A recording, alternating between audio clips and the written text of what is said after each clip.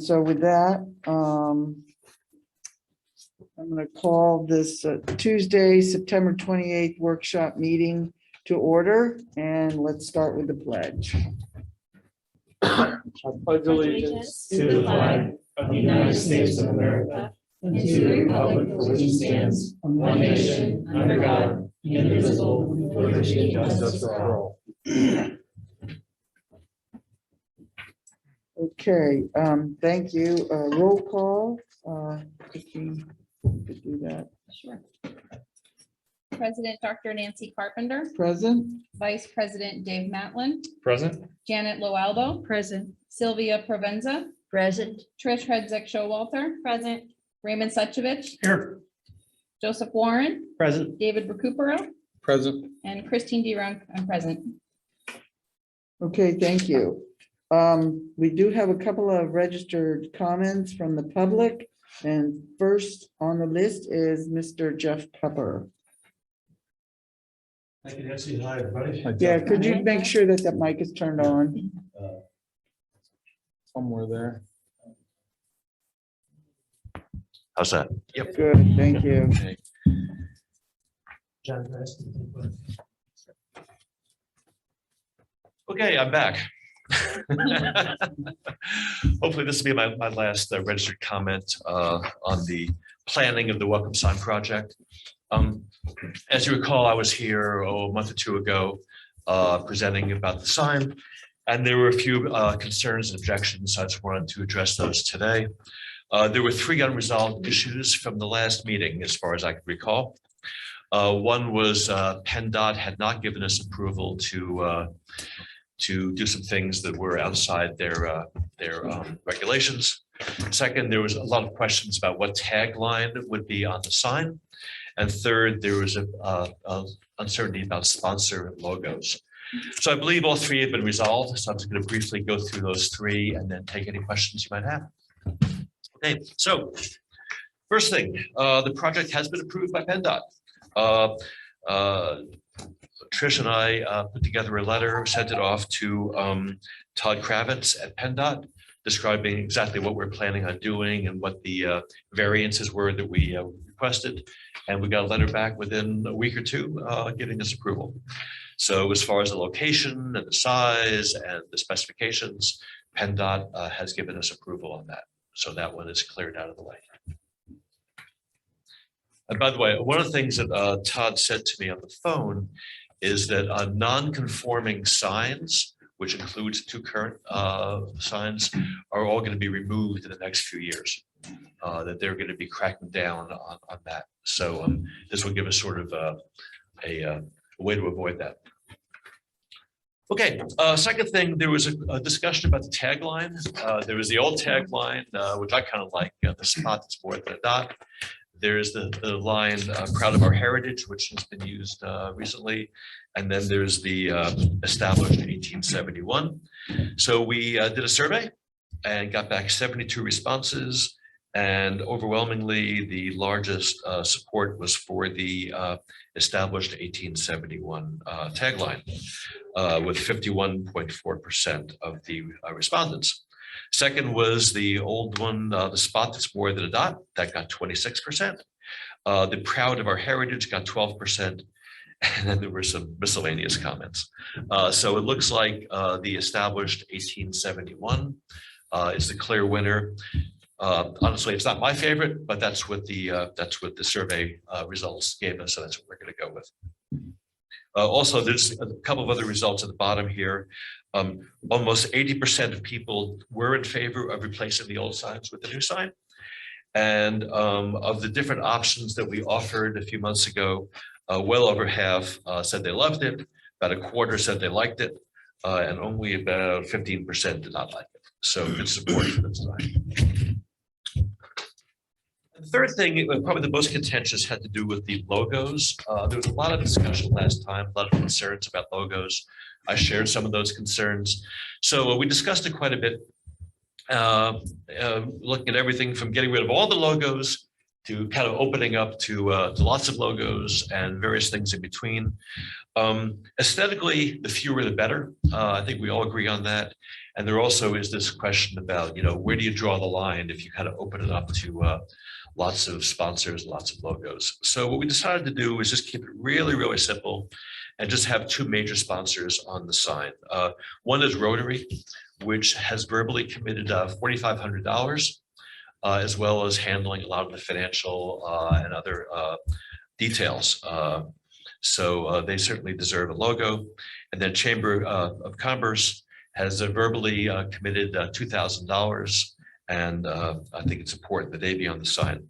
And I think that's all we want to do. Initially, we were also thinking about having the logo of Verona Council, but someone pointed out that it's sort of redundant to have Verona Council on the sign since it's a Verona sign. So we can put it on if you want, but I think that the sign looks better without it. So I would recommend going with the design that you see here, with just the two logos in plain white. And everything else in the approved colors of purple and gold. So that's it. Those are the three concerns. Just a quick overview on funding. As I mentioned before, this is zero cost to the borough. We're not asking for any money at all for the sign or for the installation. I mentioned the sponsorship from Rotary and Chamber. We have a couple of individual sponsors signed up. We really haven't gone after any serious systematic fundraising yet. So that would start once we get the approval from council, which hopefully will come tonight. And then what we'll do is probably place an order for one or two of the signs, depending on how the funding commitments are, and then start the GoFundMe campaign to cover the full cost. A lot of uncertainty about who's going to contribute how much, but we will get it done. I guarantee it. So that's all I've got. If there are any questions about the project at all, I'd be happy to answer them now. Before you start on that, I just wanted to go back and get your address. We didn't get your address. I'm sorry, Name and 310 address. 5th Street Extension In in Penn Hills, Verona Post Office, Penn Hills Borough. and just for the record, you're Jeff Pepper. Yeah, as it says on the agenda. Yes. Sorry. But it's just good for the recording. Okay, but go ahead, Mayor. Is the sign company going to install these? Because we discussed that. I know there was some discussion getting the borough guys to do it, but I believe the consensus of the board was to get it professionally done. Correct. This way, if there's any damage. Precision Signs will do the install. They'll also do the removal of the old signs. I spoke with Kevin Ewing, and I said that we would give him the old signs and he can relocate them anywhere he likes. Even though you guys might want to discuss where those are going to go. Whose signs are the current signs? Who owns them? The chamber put them up. They've been up for about 15, 16 years, and we just had the one redone. Mhm. You know, but we could put them at the parks or something on the fence. We'll do something with them, I'm sure. So I have a question. And so this means that you still need $6,800 per sign. So that's a little under $21,000 total. Right? Yeah, it's probably going to be less than that. The quote here was back from the original sign size.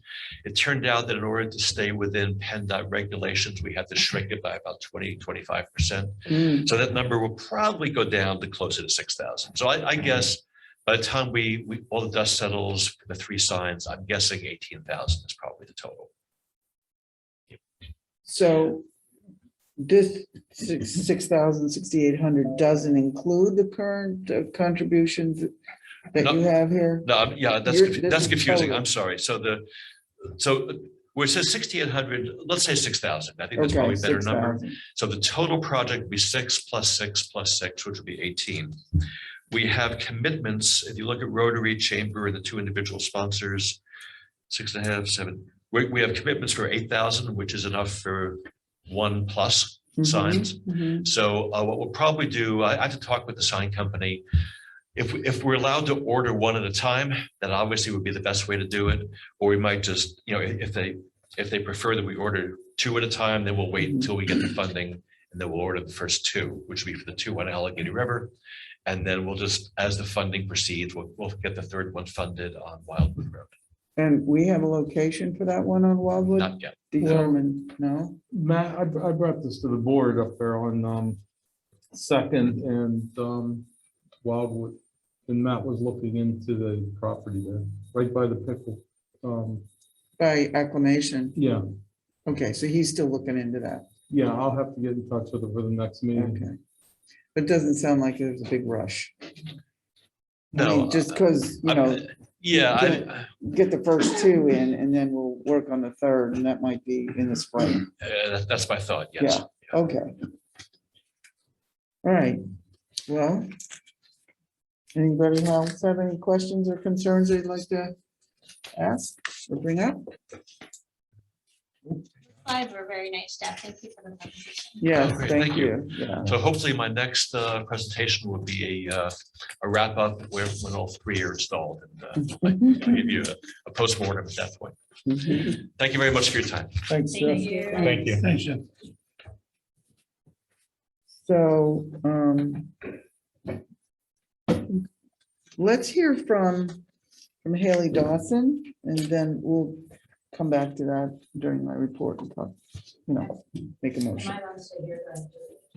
It's better for the recording if you come up and talk into this, and the other people at home can hear you.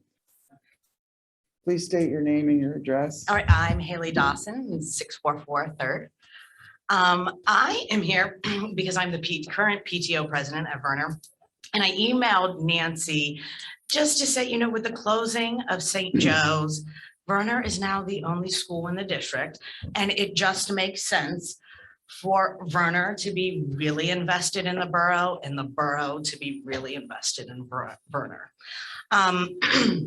So I come here telling you some programs that they're going to be doing, and I'm relaying a few messages. The first being Dr. Monroe, the principal at the school, gives a very, very, very big thank you for the use of Cribbs Field while our playground is being delivered and delayed and delayed and delayed. Another thing, Jill Waffen-Smith, who is our awesome math lady up there, said she received an email about a time capsule. Is that still happening? Mhm. Okay. That is Mr. still Worth happening? is in charge of it. She is working on letters and letters are coming. She wants you to know. Okay, student council is collecting pop tabs. They collect them for the Ronald McDonald House and they are trying to beat their last year's record. They have one of those big plastic containers. Last year's is about 3/4 the way filled. So they're trying to beat their last year's record. So if you have any soda pop tabs or for any grownups in the room, any beer tabs that you would like to pop off your cans and head over to Verner, I know student council would be super appreciative. I just threw a bunch of cans in the recycling. Well, okay, so now you know. The next thing is box tops. So I don't know, you guys probably remember box tops from your kids back in the day. So box tops no longer has the cutting out of box tops.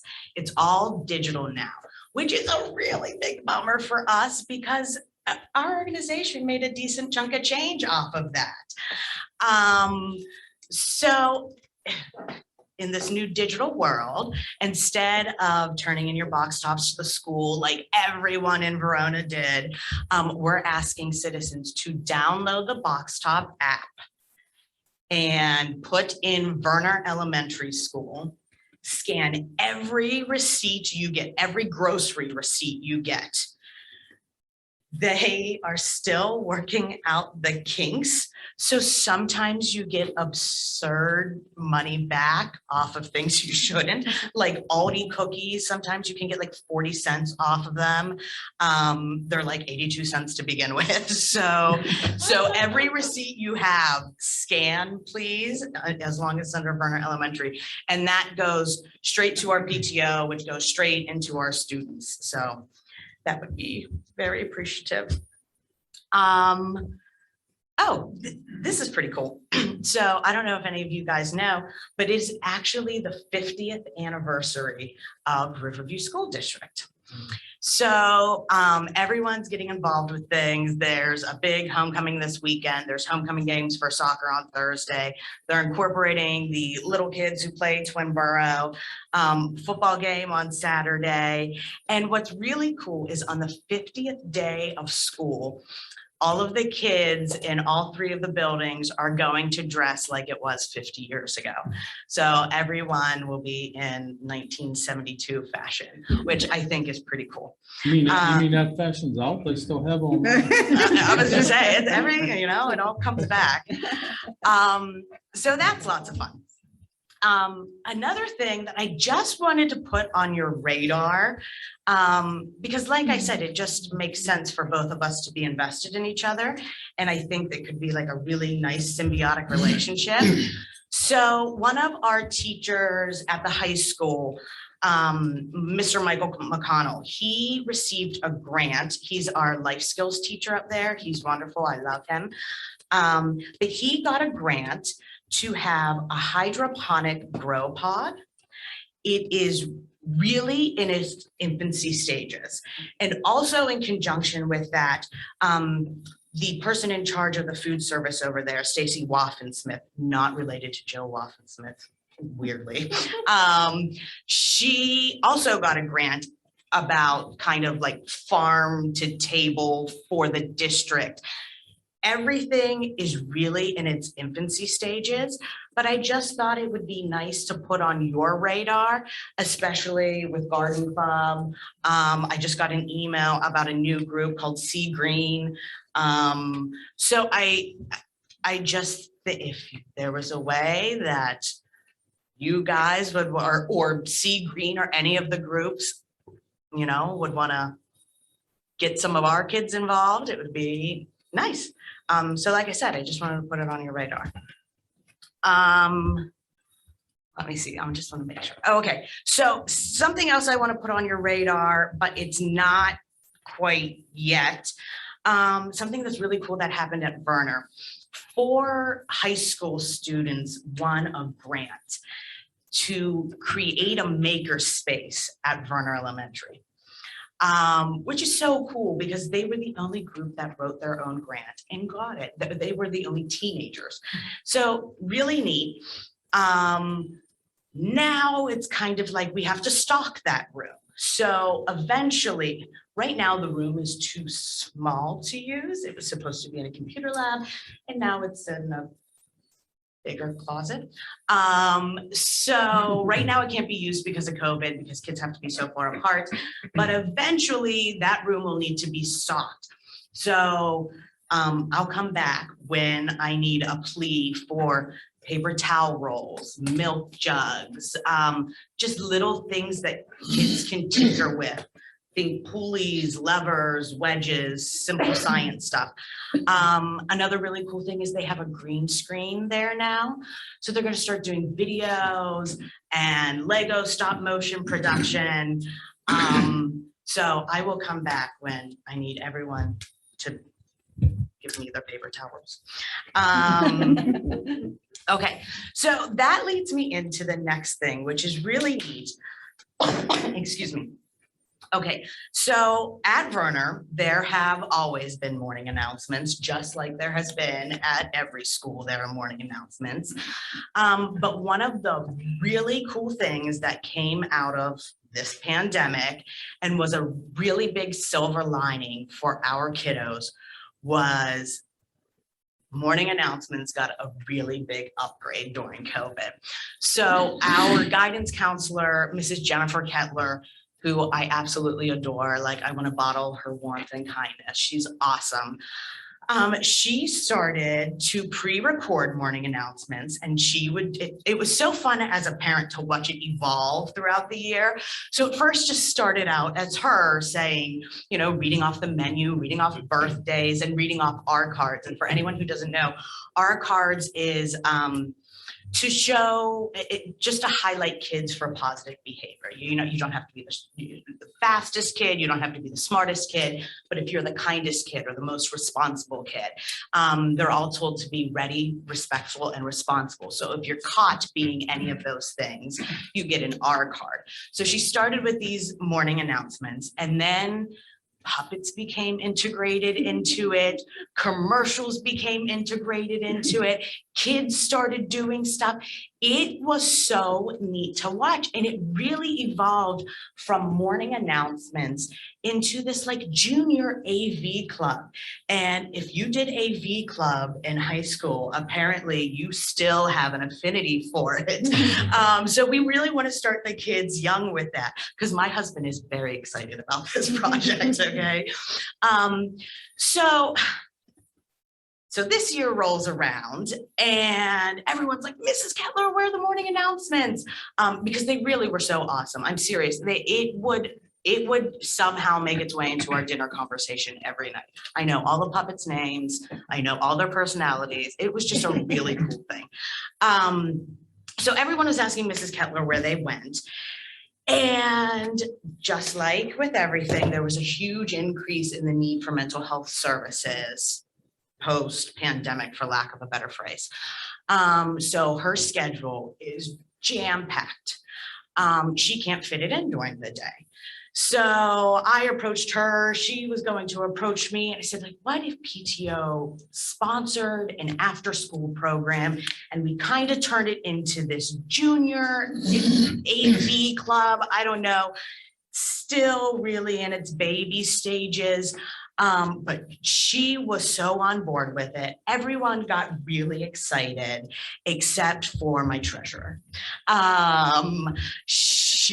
COVID hit us hard. We make a lot of our money at in-person events, and for obvious reasons, we could not have in-person events. But I was so hooked on this idea. I was like, I'm going to find this money, Mrs. Kettler. Don't you worry. I will fundraise like you would not believe, because all of the kids, I just cannot emphasize enough how awesome it is. So if you find yourself with some additional kid stimulus sitting in your bank account, or if you still have some stimulus around, Werner PTO would gladly accept any donation you would like to throw our way. You could always make checks out to Werner PTO, and you can always put morning announcements or junior AV club in the memo. And of course, you could drop them off at the school. I hate to shamelessly beg for money, but I am doing it because that is how much I think this program is awesome. And if that's what I have to do at first, that's what I have to do at first. And hopefully next year with in-person events, hopefully PTO will be able to pick up the brunt of it.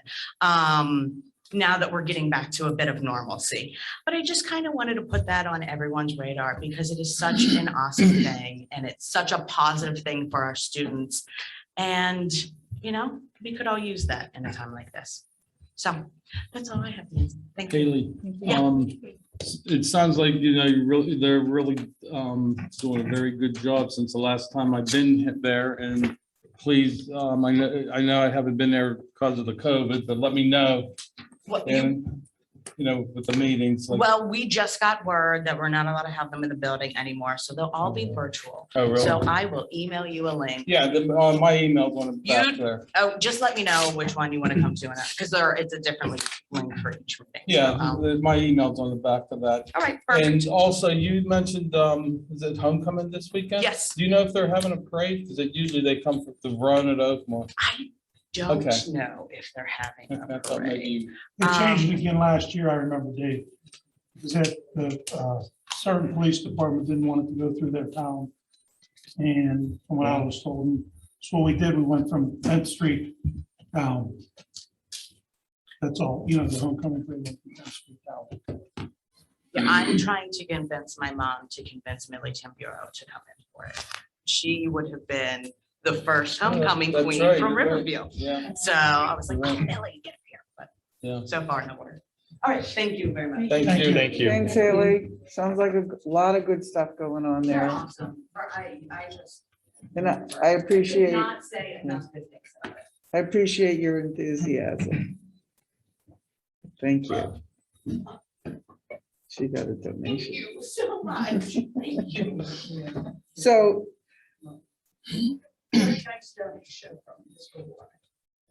My son was one of the featured kids last year at Emerson. We did one of the animation videos, so I know what that is. Yes, it was just. Or other. Thank you. so not only can the borough donate, but so can individuals. Right?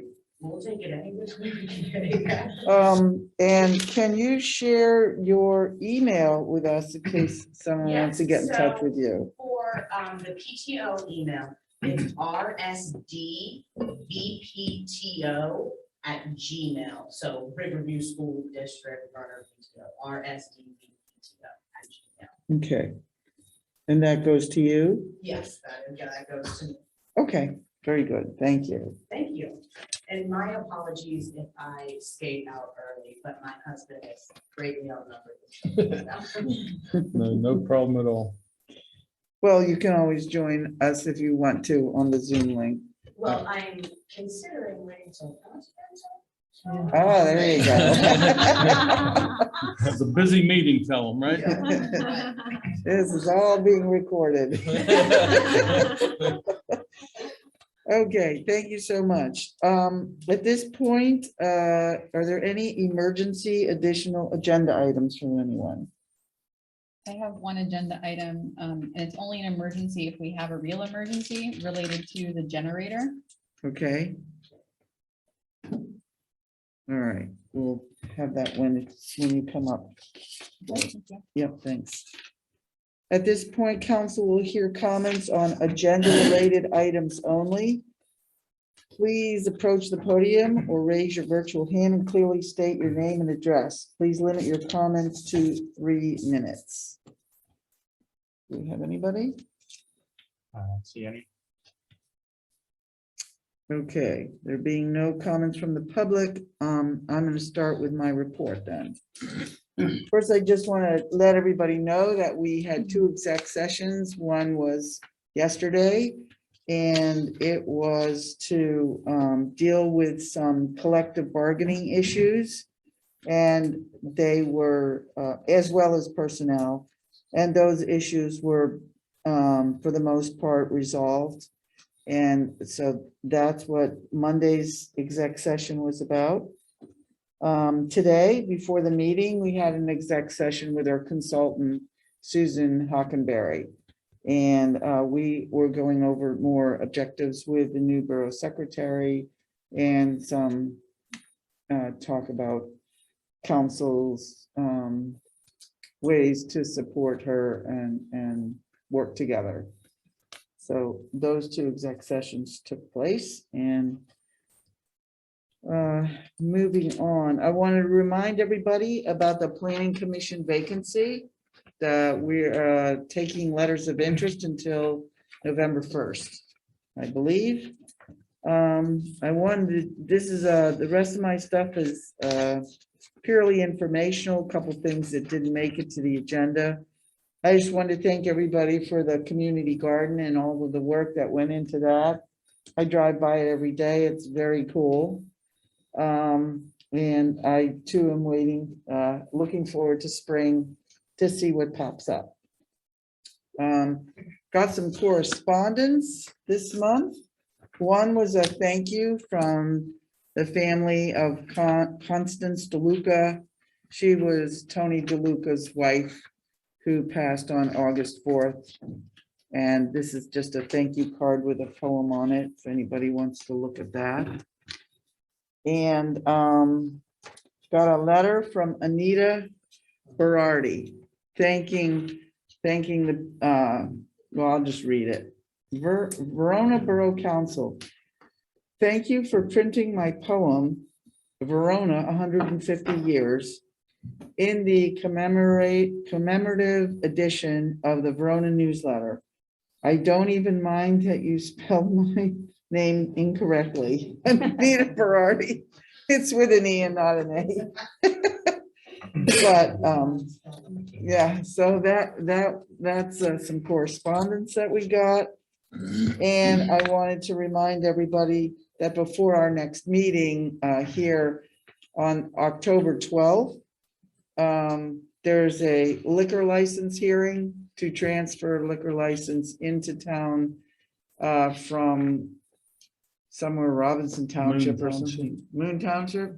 Robinson. Robinson. sorry, It's somewhere far away, but anyway, it doesn't matter. 6:30 is the hearing here before the next Borough Council meeting. To Giant Eagle. They want to be able to sell beer in the store. And I guess that's what they need to do. Okay, I think, oh, all right. So in terms of Mr. Pepper's presentation, at this point, if somebody wants to make a motion or discuss anything more about the welcome sign project, I'll take a motion unless there's comments or questions. I'll make a motion to move forward with the welcome sign project. Second, anyone? A second. Okay. Any other questions or concerns? Just to be clear that there's no cost to the borough for this, just so Right, everyone's aware.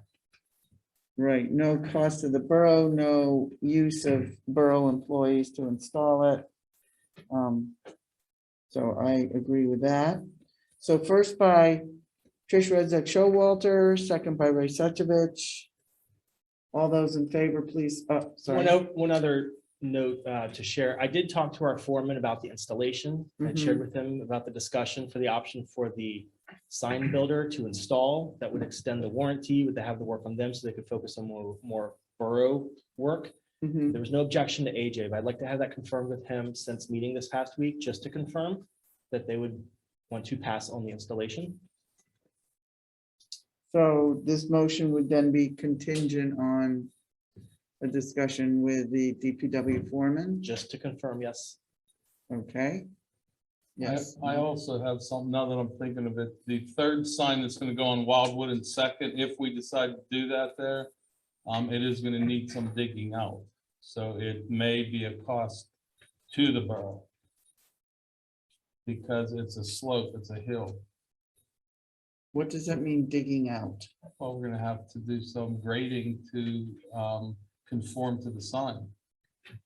Would that be included in the installation cost by Precision Probably Sign? not, because, yeah, see, I'm not sure on that. It just came to me. I think we'll have to take that as it comes. Obviously, if there was any cost to the borough, this would have to come back here. Right. And it would probably just be that one spot, because the other two on the boulevard are pretty level. Well, I'm just, as you're saying that, I'm just wondering, couldn't we just stick with the two signs and leave it at that instead of having three? Yeah, that's a possibility, or I would just think that if the sign company is digging holes, setting footers, and placing the sign, You know what, you're absolutely right. That's gonna be on a pole. It just dawned on me again, and I apologize. Because the first initial one was where they were gonna put a cement base with stone and everything. Oh, yeah, no, Yeah, these are just gonna be two Mhm. poles, so that more than likely that won't interfere. yeah, I mean, even if they had to do a little bit of grading, Right. I don't think, whatever the sign company's capable of, I don't think it's outside of their realm of. Right. But it's a good point that it's different, you know, it's Yeah, see, in my mind, I was thinking of the old one where there Yeah. was a cement base, mhm, built up. mhm. So that shouldn't be a problem then. Oh, okay. Yeah, because they could just make Yeah. one pole shorter than the Right. other or whatever. Right, I'll just adjust it. Yeah, okay, so, but, so the motion made by Trish Redzak Showalter would be contingent on confirmation from DPW that they are fine with the sign company installing the signs. Second by Mr. Suchovich. Any other questions or concerns? What? Oh, Rhoda. Yeah, if you're gonna talk, I would prefer if you'd come up and say your name and address. Rhoda Ward, 636 3rd Street. if you're thinking of putting it on Wildwood, go visit Wildwood because they have a sign, welcome to Rosedale. So I don't know if you're putting it going up Verona Road or going down Verona Road.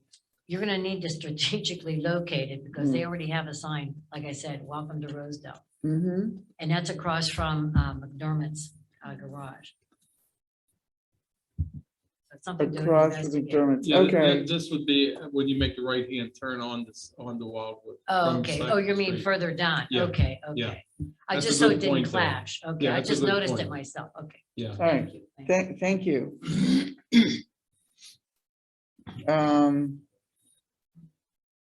Anyone else? Okay, all those in favor, please say aye. Aye. Any opposed? Motion passed. Okay, now I'm done. Thank you. Let's see, who is next here? The mayor.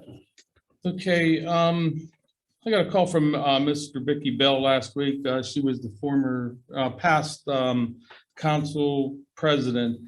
And her concern was with Tom Fall, and this is only a comment only, it's not for discussion, because it's already done. She was pretty upset with the board. Mr. Fall is leaving Verona. He is going out of business, and she just felt that, you know, with the cat situation, she understands it, but it, you know, probably could have been handled a little different. And I told her I would bring it up. She was gonna try to make a meeting to give her, you know, more in-depth viewpoints on that.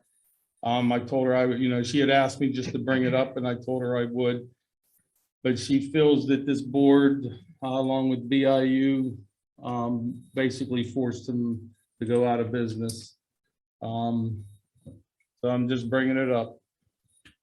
The other thing I have is the traffic sign that we budgeted for the grant. We did get a price. Hold on, what traffic sign? I'm sorry, the traffic sign for speeding. The one that's solar powered that shows you Yeah. your speed. Yeah, As you so drive like by. we have one on the boulevard now, this one would go in the residential area. We did get that grant, and I shared the information with Christine on the cost of it. So I don't know how soon, you know, everybody wants to move on, you know, getting some of the items that we agreed on in that grant. Hold on, are you talking about the J Costa grant? Yes. Okay, Yes. and can you share with us what you found out? Christina, do you remember what that was? It was close to $5,000, I believe. Does that sound I right? don't remember off the top of my head. Yeah, I was trying to look for it in my notes, but I can't find it either. But we can make that, you know, available to everybody. I mean, we don't have to vote on it tonight, but I just wanted to, you know, bring that up. And the other thing I have is just comments on the 150th anniversary. It was very nice. I'd like to thank everyone that helped put that together, the two-day event. Everything turned out nice. The weather was perfect. And also I did see, like Nancy says, the community garden down there. Thank everyone that participated in that. It looks good. And as Nancy says, we'll see come springtime with all the fruits of labor, so to speak, that come out of that. And that's all I have at this time. Can you wait till public comment? Thank you. Okay, thank you, Mayor. That's it. Okay, next is our Borough Secretary's report, Christine Durant. So the first thing I wanted to report on is that the 2013 Ford Interceptor auction ended this morning. And I'm happy to report that the sale price is $9,300. I reached out to the buyer. I've not yet heard back from him, but that is in process. And I hope by next time we can report that we have the money. Yay. Did you get a hold of this street foreman about stripping that car down? Yes, so Okay. they did that today. Oh, good. Good. Is that the white one? Yeah, Mhm. we don't need 4 police cars. That one just sits there, and I know Annette uses it, but she could use the gray one. It just sits there. Thank you for doing that, Christine. Yeah, there were, a question was how many bids were there? There were 25 bids in total. And, things started slowly in the beginning, but then things really heated up. So when I left yesterday, the bids were just over 5,000 and then they were 9,300 this morning. So, so that was, pretty promising activity at the end of the auction. And usually, we did have, Christine and I discussed this, we did have a reserve on that. And usually, once the reserve is met, then that's when the bids start, taking off because, people want to, continue to bid on the car because used cars are very hard to find right now. Yep. Thank you. Thank you. Sure. The next item just wanted to report out on is related to the minimum municipal obligation for 2021. State aid was to have been direct deposited today in the amount of $47,972.82. So just under 48,000. I looked up the 2021 MMO that was issued last year this time, and that's just over $52,000. So the difference is $4,061.18 to meet our minimum municipal obligation, and that will get paid later this year.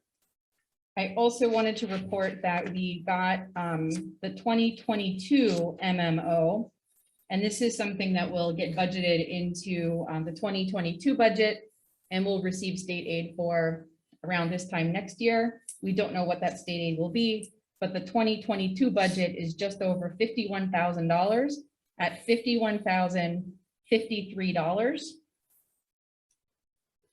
So those are just some things to report out. And then we don't need to vote on this tonight, but it will go on the agenda item for the October 12th meeting.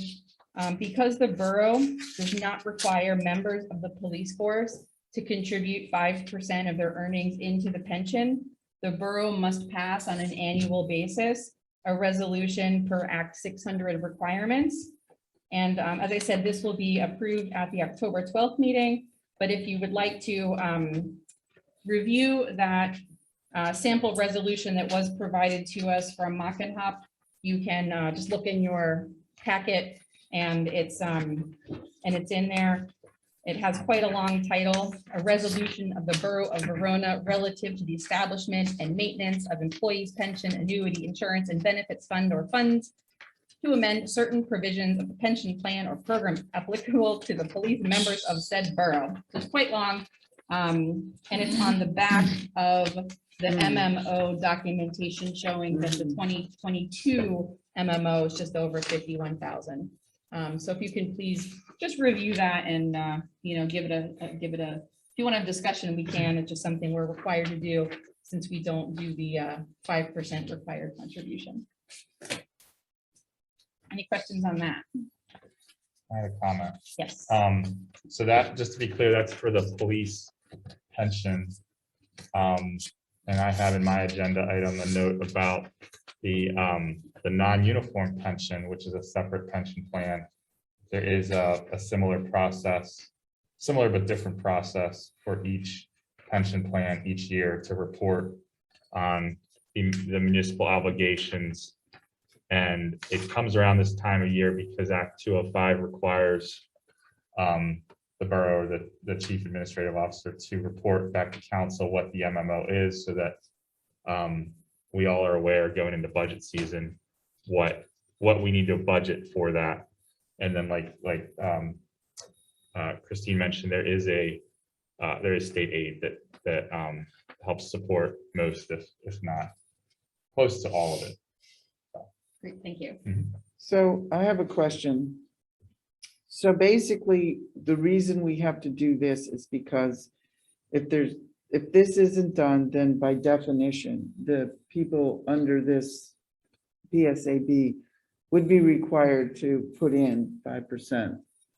And this is saying that we're telling them that they, we're agreeing that they do not do that. Correct. Okay, thank you. Act 600 says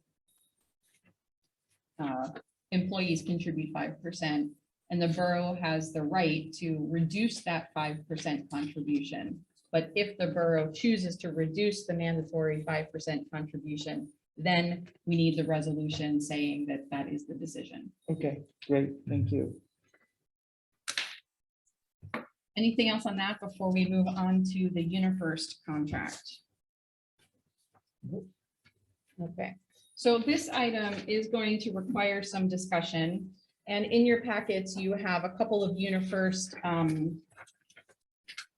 documents. One is has a bunch of my handwriting all over it that's been photocopied. And then the other one is says customer service agreement, has UniFirst logo at the top, and then it's you know, much nicer looking with a nice grid. So it was brought to my attention that DPW has been having some issues with UniFirst, who provides the uniform service to the 3 employees. And you know, some of those things include they send the clothing out, and then the clothing is supposed to be designated for the individual persons. So it's not like UniFirst just drops off a bunch of t-shirts that are, you know, the green color. I brought some props for those of you that are here in person. You know, so each of the DPW workers have their own shirts. Like this one says JJ. So this one is for John Jablonski. This is his personal shirt. And I just wanted to show how some of the shirts are coming back, because they're reporting that when they send them out, they come back with stains on them and dirtier than they sent them out. And so that's a little questionable. So this one's a pretty new shirt, still pretty bright, but there are some stains on it. I don't know if you can pick those up. And the other thing is they had requested cotton shirts, but these are actually polyester. So they're quite hot whenever they put these on in the summertime. So that's one, and I'll pass it this way first, and then you can pass it back. This shirt, as you can see, this is how it came back clean. Mhm. So it's quite stained. And if you flip it on the back, there's a big boot mark. So that's sort of problematic. The other thing is, I mean, it's quite stained, and I understand that people working hard will sweat, but we are paying a fee, like a replacement fee, and yet these shirts aren't really being replaced. So you get to see the stinky one next. And these do smell like the shop. So and here's another one. I mean, again, they're just not coming back clean. So I'm a little bit beating a dead horse here, but I really wanted you to see how things are coming back from a service that right now we're currently paying $111 per week. Right? Mhm. So there's this. Okay. So if anybody wants to have more show and tell, No. welcome to, but I did take these back because otherwise we get charged a loss fee for them. So I'll take back the shirts. Thank you. And so there are a couple of things. One, the $111 is sort of a result of administrative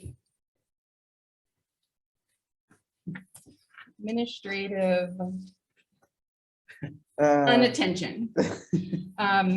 And so our contract actually dates back to 2008 was the last time we signed a contract, and these go in 5-year increments. And if you don't cancel, then it auto re-ups for 5 years.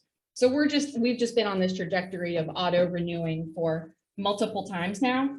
And in not renegotiating, we basically have been overpaying. And so I was in touch with the UniFirst rep, and he gave us a new quote, and that's what's outlined on like the nicer looking UniFirst page. It's more of a grid. This does outline what it would cost, you know, for the pants and for the shirts for each of the 3 employees. Plus there's like some garment preparation fees and delivery and whatnot. So when you put all that together, it becomes, where's my notes? About $72 per week instead of $111.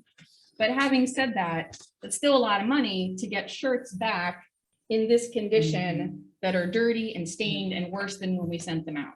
And not the material that they requested. and not the material that they requested. And then the other thing is sometimes when they send stuff out and they get, to be clean, they get the other replacement shirts or pants back in, like not quite the same size. And if anybody's had to, with COVID, right, we've all had to put on pants that are a little tighter now. So that's not so fun to work all day when your pants are a little bit tight. So there are just some issues with this service. And so that's the landscape of the contract. And the guys in DPW ideally are actually asking, can we just drop UniFirst altogether and instead give them a stipend that they can use on an annual basis to, buy their own shirts? So for example, they have short sleeve shirts year round, but in the winter it's kind of cold and they prefer a long sleeve shirt. That kind of thing.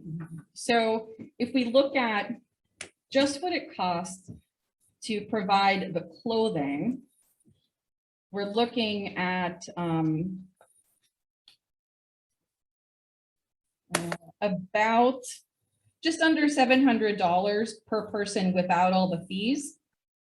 But if you include the delivery fee, the garment replacement, the preparation, all these extra fees that come in, then even with the new revised $72 a week contract, we're looking at $1,016 a week.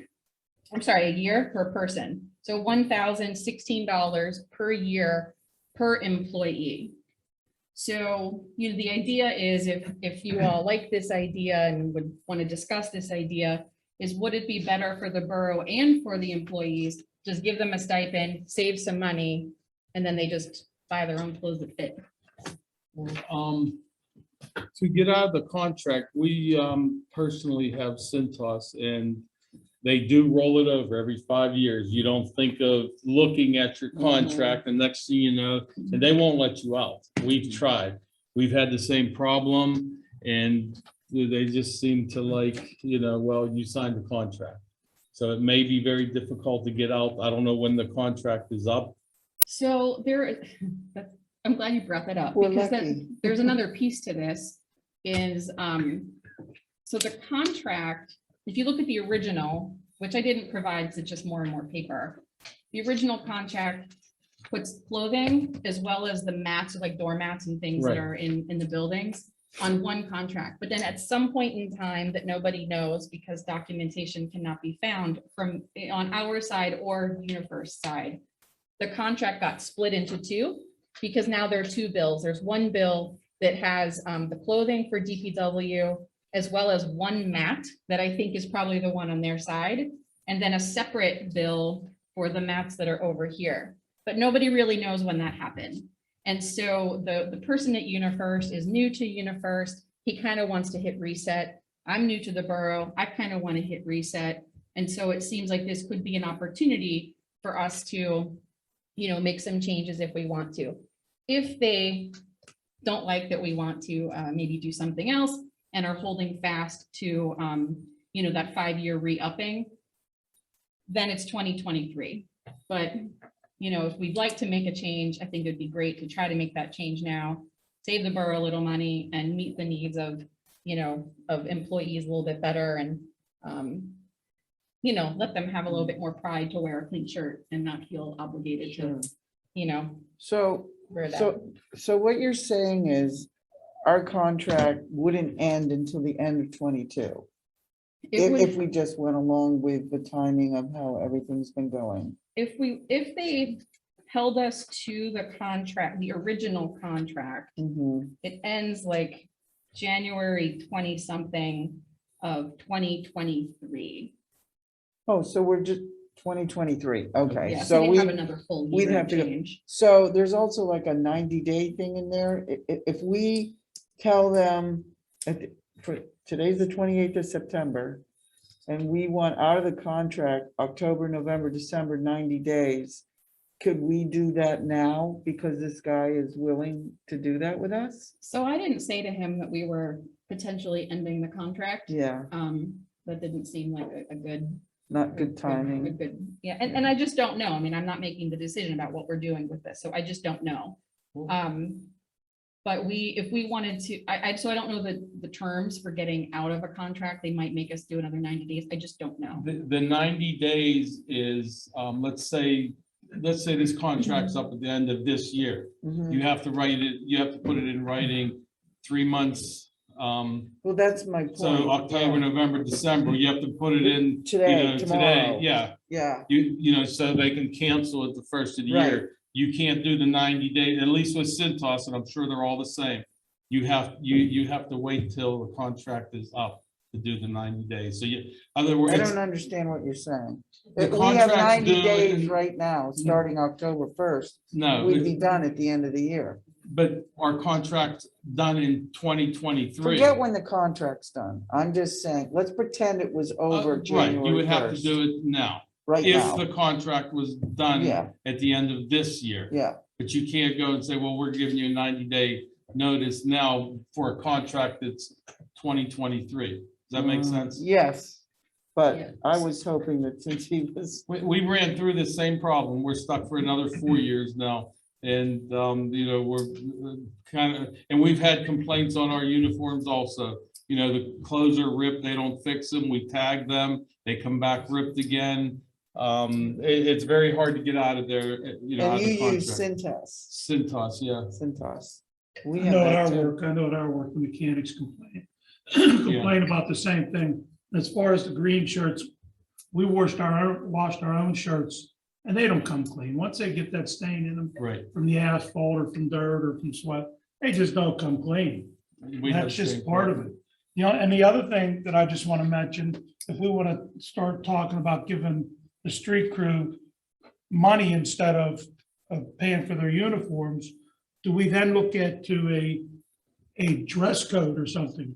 I mean, if we just give them $1,000 and they go buy whatever, Jeans or. yeah, brown exactly. shirts So you're not looking the same and, I There's a think lot of work there's a clothes lot out of things that there. need to be looked into to just giving somebody money. Right. I did actually bring that up with them to say, like if council agreed to the request, then, would they find it unreasonable that council also gave them a uniform? And they said, absolutely not. They would expect it, they expect to look, they're called uniforms for a reason. And so I think that's. Yeah, I'm not saying that they're gonna go out and put the money in their pocket and not buy work clothes, but I just think, if we're gonna do it, you kind of have to give some kind of a stipulation as to, What they buy, if they're looking yeah, I the mean, you can same. go with the lime green shirts or you say, okay, you can get whatever shirt you want, but you gotta wear a vest every time you're out on the road or something. I mean, and myself, I know myself wearing a vest when it's hot, It's, yeah. it makes it extra hot. So Yeah. the lime green shirts really are a nice bonus. But once again, that would be up to this board to decide Right. on what color pants, what color shirts. Right. It's up to this board. Mhm. And what I wouldn't we, even care if they wore the jeans as far as, whatever they as come up long as they with. all look the same. Yeah, Yeah. And what we do now is, or can they get an allotment, we don't give them the check, they turn the bills into the borough and we pay the receipt for their clothing. You know what I'm saying? Yeah. So that way instead of you just know that sending they're them buying money. new clothes Yeah. every year, or they get an allotment of $1,000. Okay, they can go out and maybe keep, not use it all, and keep some of the money, and then whatever, next year they get $1,000, they still got decent clothes, they don't buy them. Why can't we make it some way that we pay the bill, they turn a receipt in and we exactly, pay the bill like the police do, exactly. Well, is this something that needs to be done within the terms of the collective bargaining agreement, or is that? That's something that Mr. Alexander would have to answer. I did ask them about that because there is a provision in there that says that the borough provides uniforms. And now I did not talk to Craig about this yet because I just sort of wanted to see, Mhm. get a pulse. But it's DPW's understanding that, like, it doesn't say we will provide them with the uniform company. It just says we will provide them with uniforms. And so their interpretation, and my non-legal interpretation is that is providing uniforms. It's just not with the company. Mhm. But that's a really a. I'm not saying just keep, stay with the company. I'm just saying we gotta have some kind of boundaries Mhm. as to what, what we're spending. So I think that we can probably figure out a way to do what you're suggesting, Ray, and any other suggestions that people have, but right now, I think we're on the hook that if UniFirst would agree to reset that we opt out and take the 90 days, it would take us basically to January 1st. That tonight we need to, this is sort of time sensitive, and since it's on the agenda, we can make a vote on it. To make a motion to leave UniFirst if they allow for us to do that. And do it immediately, like tomorrow. So that we have the 90 days going to the end of the year and only make them use these uniforms for 90 more days. If they do not, then there's not much that I know of that we can do other than Right. make sure we do it for next year on time. And then, there's nothing we can do. We're locked in. Well, yeah, I think, well, first of all, I appreciate Christine doing the legwork to sort this out and figure out, what our options might be and what the existing contract is like. I would be in favor of trying to get out of it. I think as long as we have a contingency plan, if Craig advises otherwise, if this has to be something where the borough has to provide the actual uniforms rather than like, say, a stipend, then at least, I suppose we would just, find a way to order them the uniforms they want. It definitely sounds like it'd be cheap. There's cheaper ways, whether it's a stipend, whether it's them submitting, reimbursable expenses or us just buying the uniforms that they and the borough agreed to. I think it's a lot of money to pay for uniforms that aren't cutting it. So, I would take a motion to what's the word, terminate our contract with UniFirst if they allow us to do so in the next 2 days. If anyone would like to make that motion. I'll make that motion. Okay. Motion by Mr. Matlin to terminate with UniFirst. Do I have a second? Second. Second with Janet Luelbo. Any other questions or concerns? I'd like to make a comment that it's a cost savings, should be morale boost. It'll be cleaner uniforms, better fitting uniforms for a crew that works year round. So I appreciate the homework on it, and I hope it works out for cost savings to the borough and good for everyone all the way around. Sounds like a win-win to me. Yep. Definitely. Any other comments or questions? All those in favor, please say aye. Aye. Opposed? Motion passed. So we'll see at the next meeting, or you can maybe update us with an email, Christine, whether they will accept our termination. All right. But that will still need to work with them for the mats. Yes, we would still work with them on the mats. Yeah, so they could maybe put that all on one bill for the mats, and we'll go from there, if they're feeling generous. All right, I'll report back on what happens with that. Okay, great, thank you. The other item I have actually comes from Matt Pitch. I'm just reporting out for him. At the zoning hearing board meeting that took place on September 23rd, the board approved the electronic marquee sign for Cribbs Field. And there were some conditions related to the hours of operation, but overall the sign was approved. Matt is going to work with the contractor to get the electric installed, but the sign itself still needs to be picked.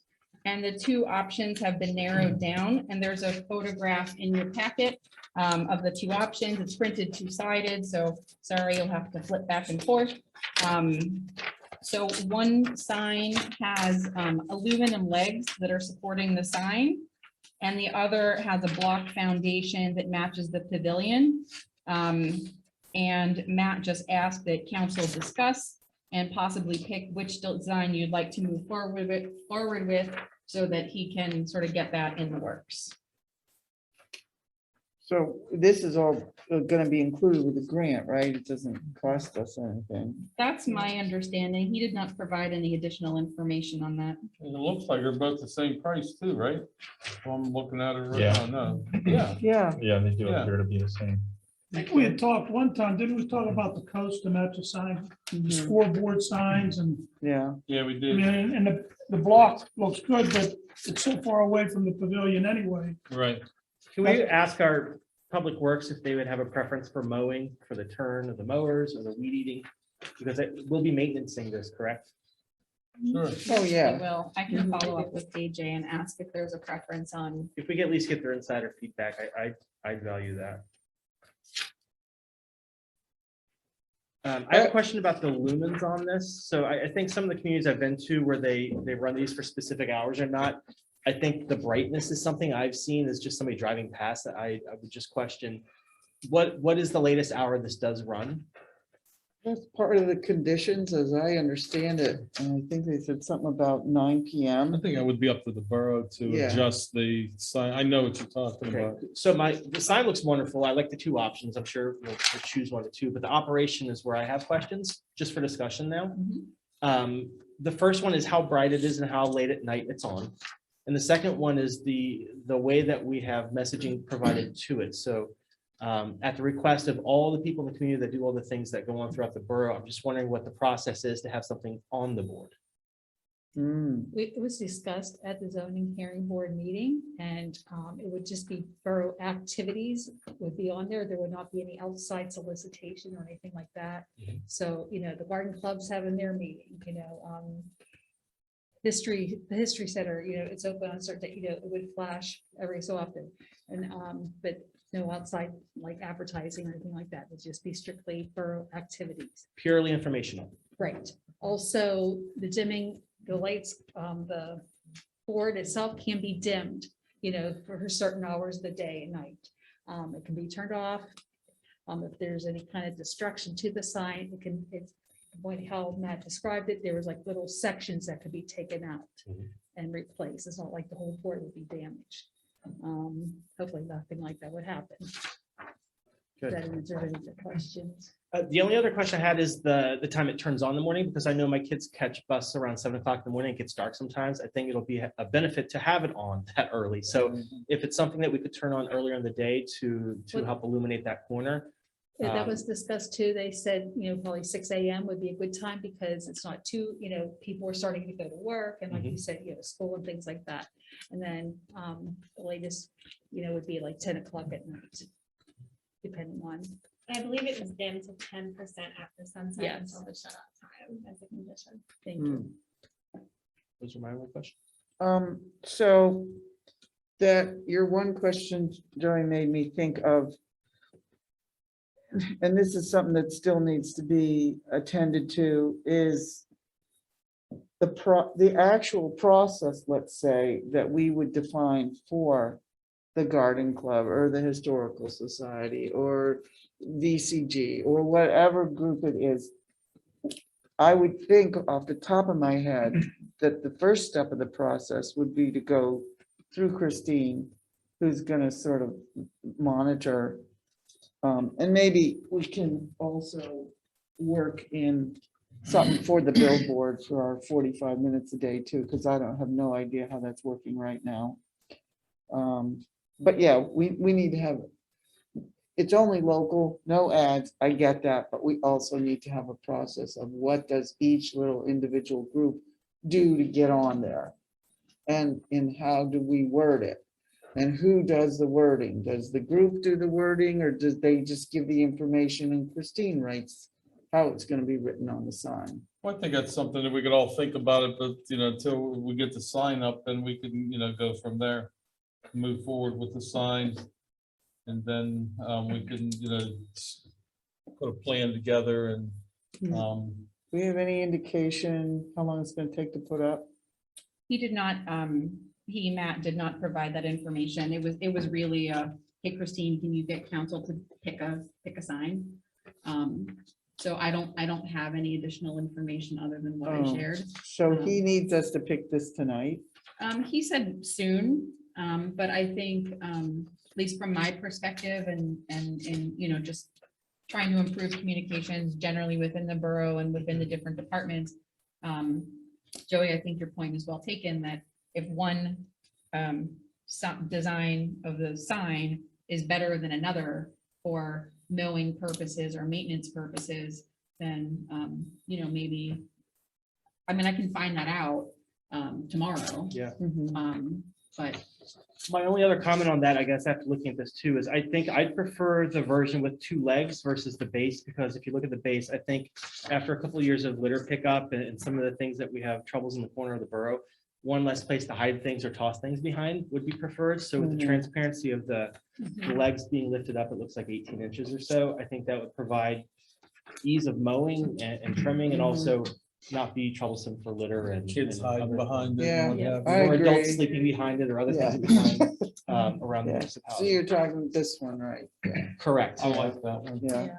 Everybody good with this one? I do like that. one better. Yeah. Yeah, I like that one better as well. So maybe we say if everyone's agreeable to that is, we prefer the post version pending feedback from AJ and the crew on if they have a preference. Okay, That's a good that point. sounds good.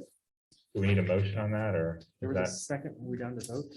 or We, was there a motion? no, there wasn't a motion. Do we need a motion? I don't know.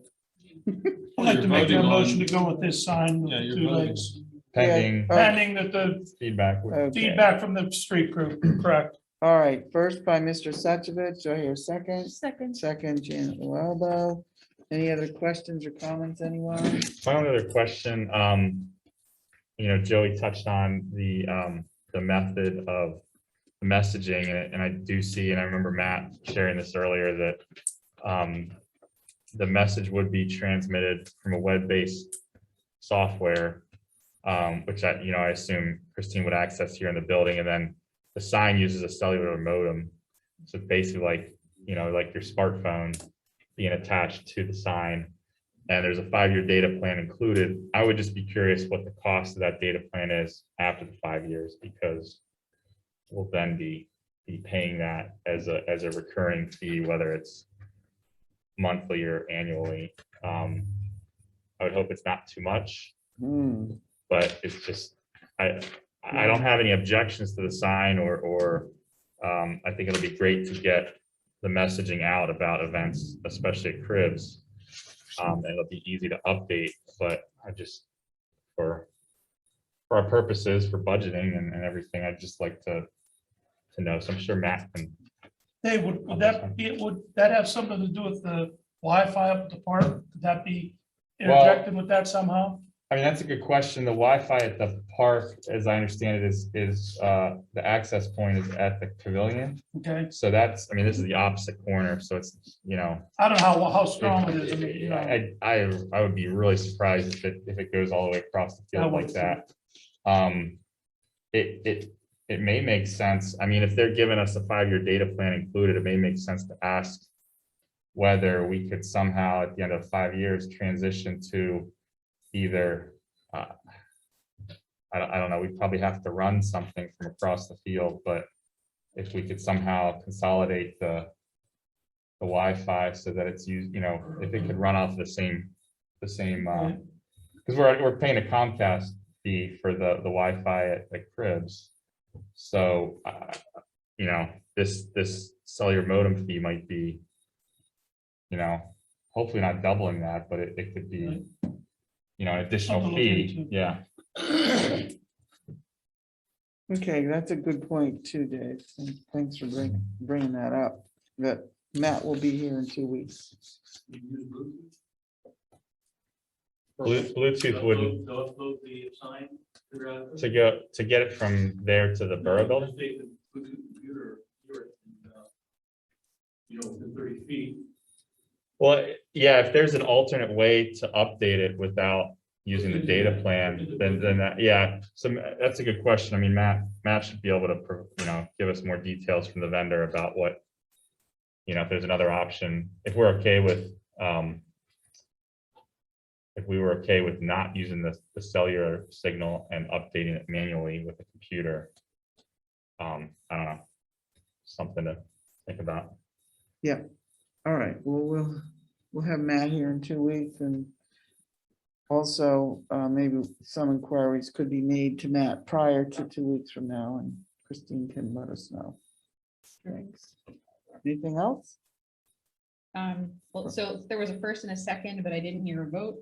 Oh, you're right. Um, Those were comments. There's still a motion on the floor. Any other questions or comments about this motion? All those in favor, please say aye. Aye. Any opposed? Motion passed.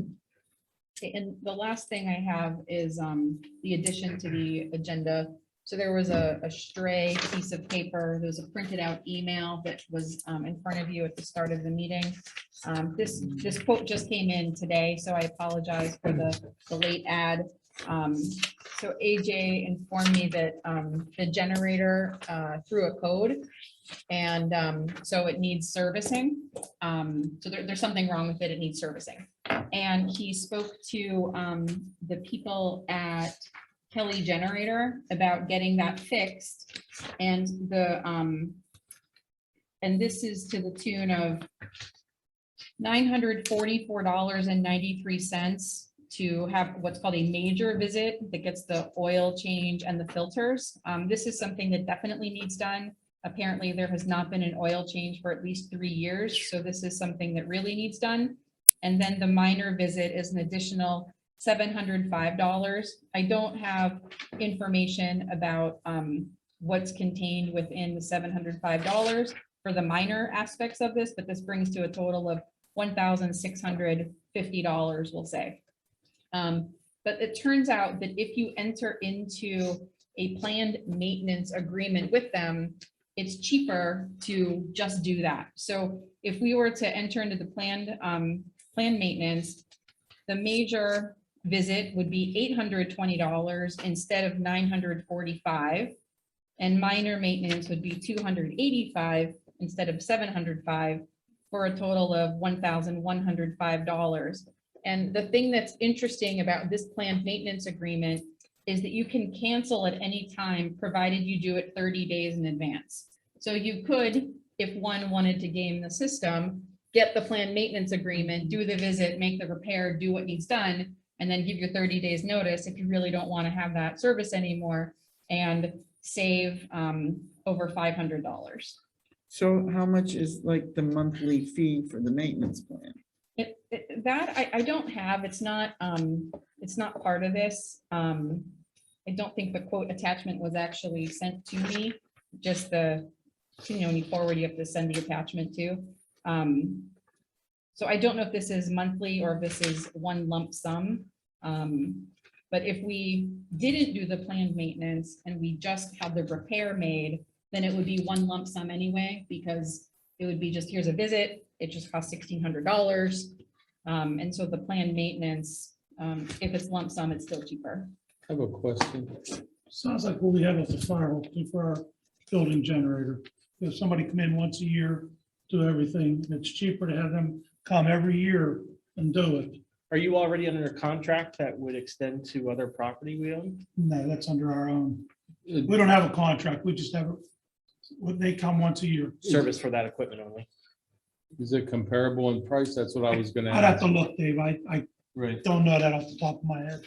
But I think for our generator here, I mean, this is a warming center, a cooling center. Right. It's your evacuation center. This generator got to be up and running at all times. Sure. So I just think they should come in once a year and do all this work.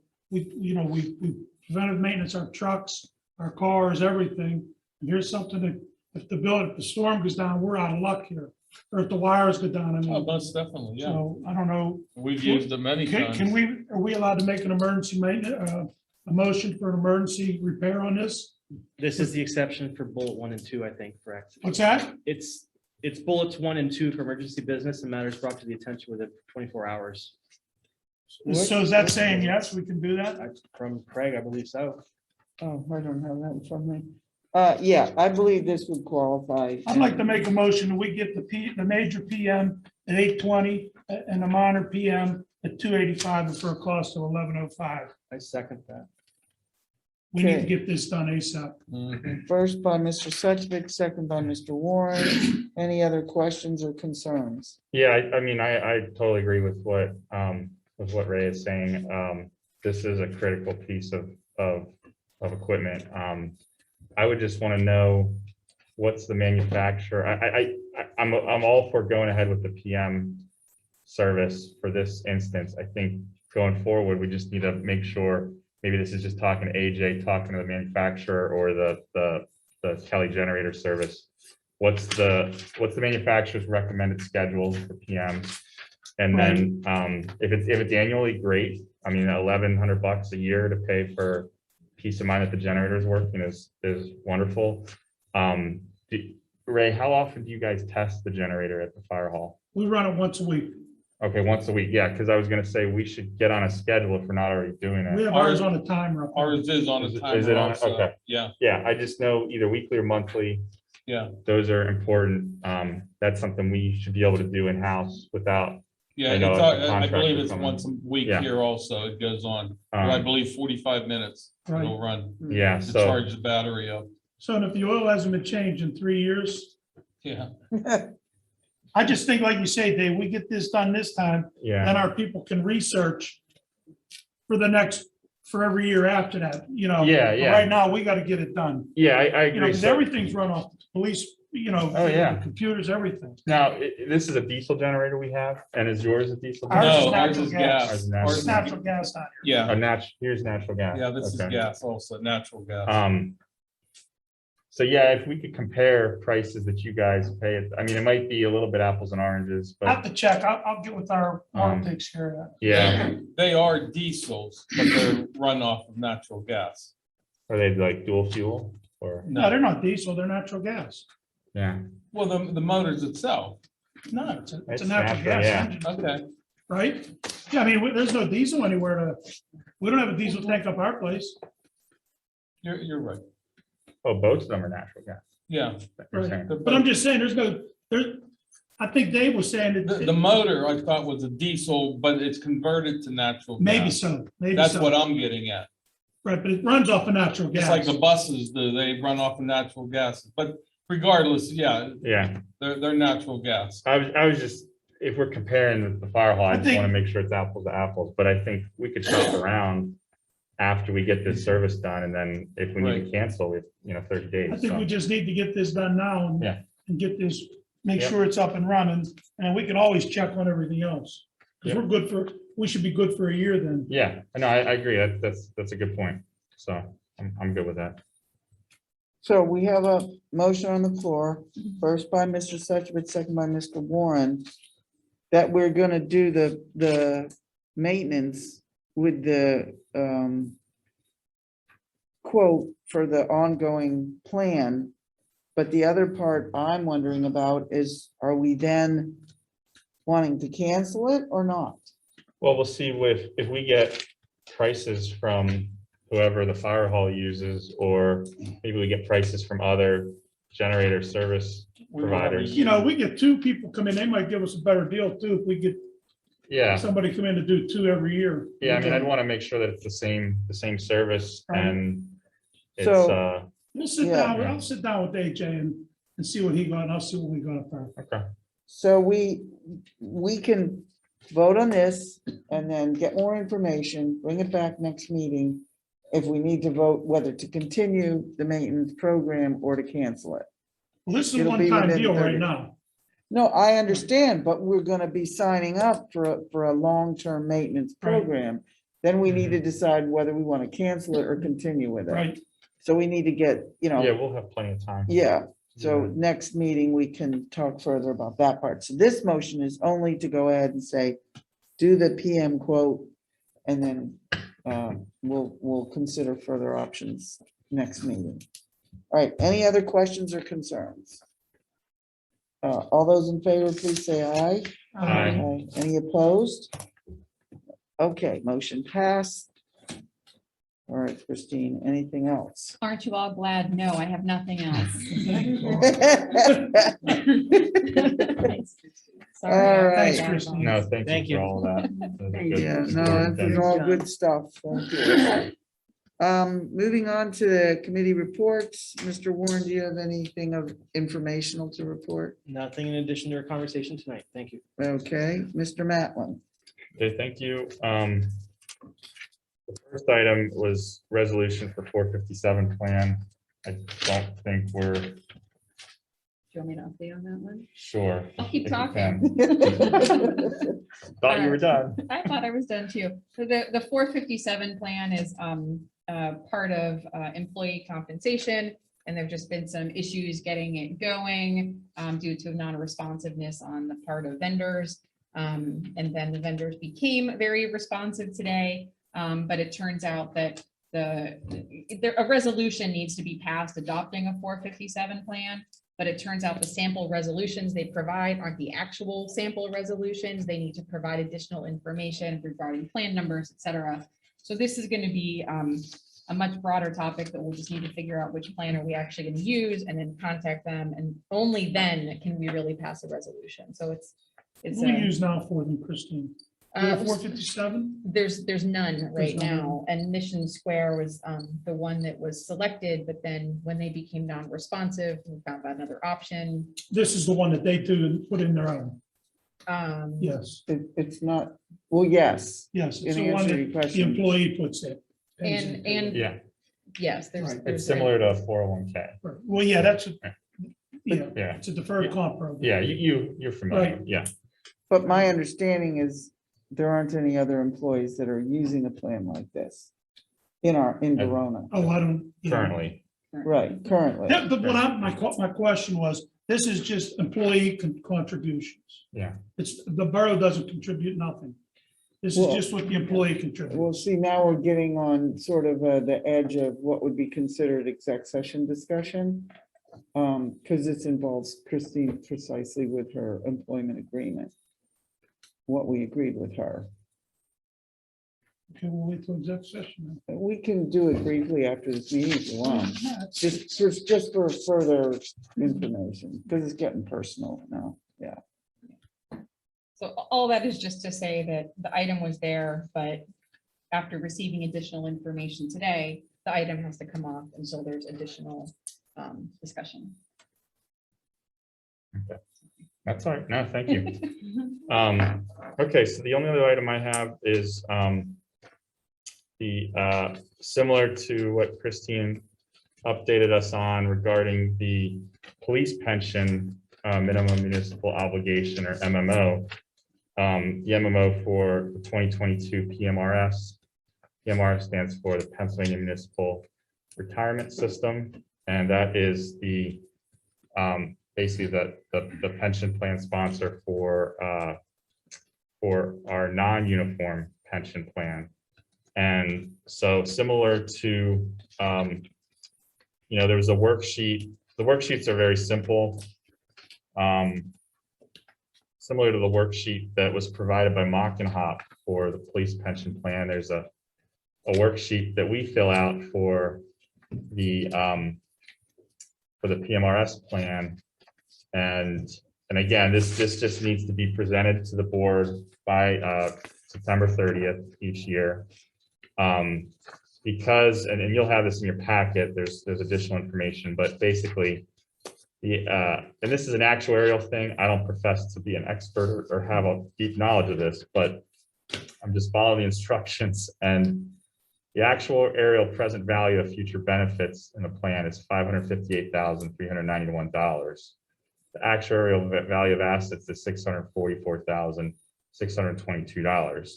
So basically, because the actuarial value of assets is less than the first number I gave you, where there is no municipal obligation due for 2022. So it's zero. That basically means that the plan is funded sufficiently, that we don't need to add additional money to it.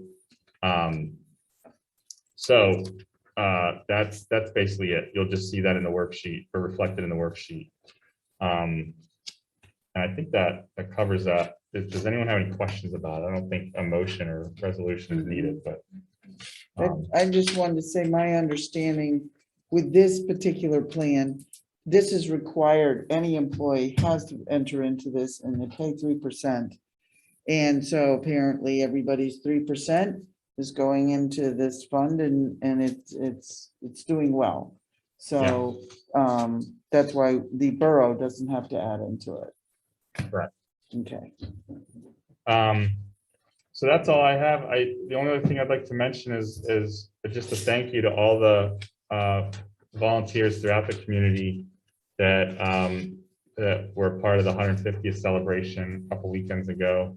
There's too many to count or name, but I just want to say thank you to everyone that helped out with that. That's all I have. Thank you, Mr. Matlin.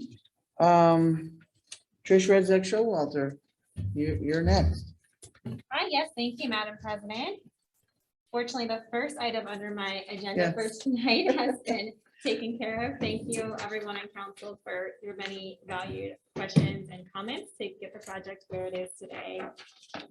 Yeah, sorry about that, Trish. I didn't realize it was under your thing. Oh, no problem. Yeah. The sooner the better. So, Okay, I already let Jeff know as well, so he's very excited. okay.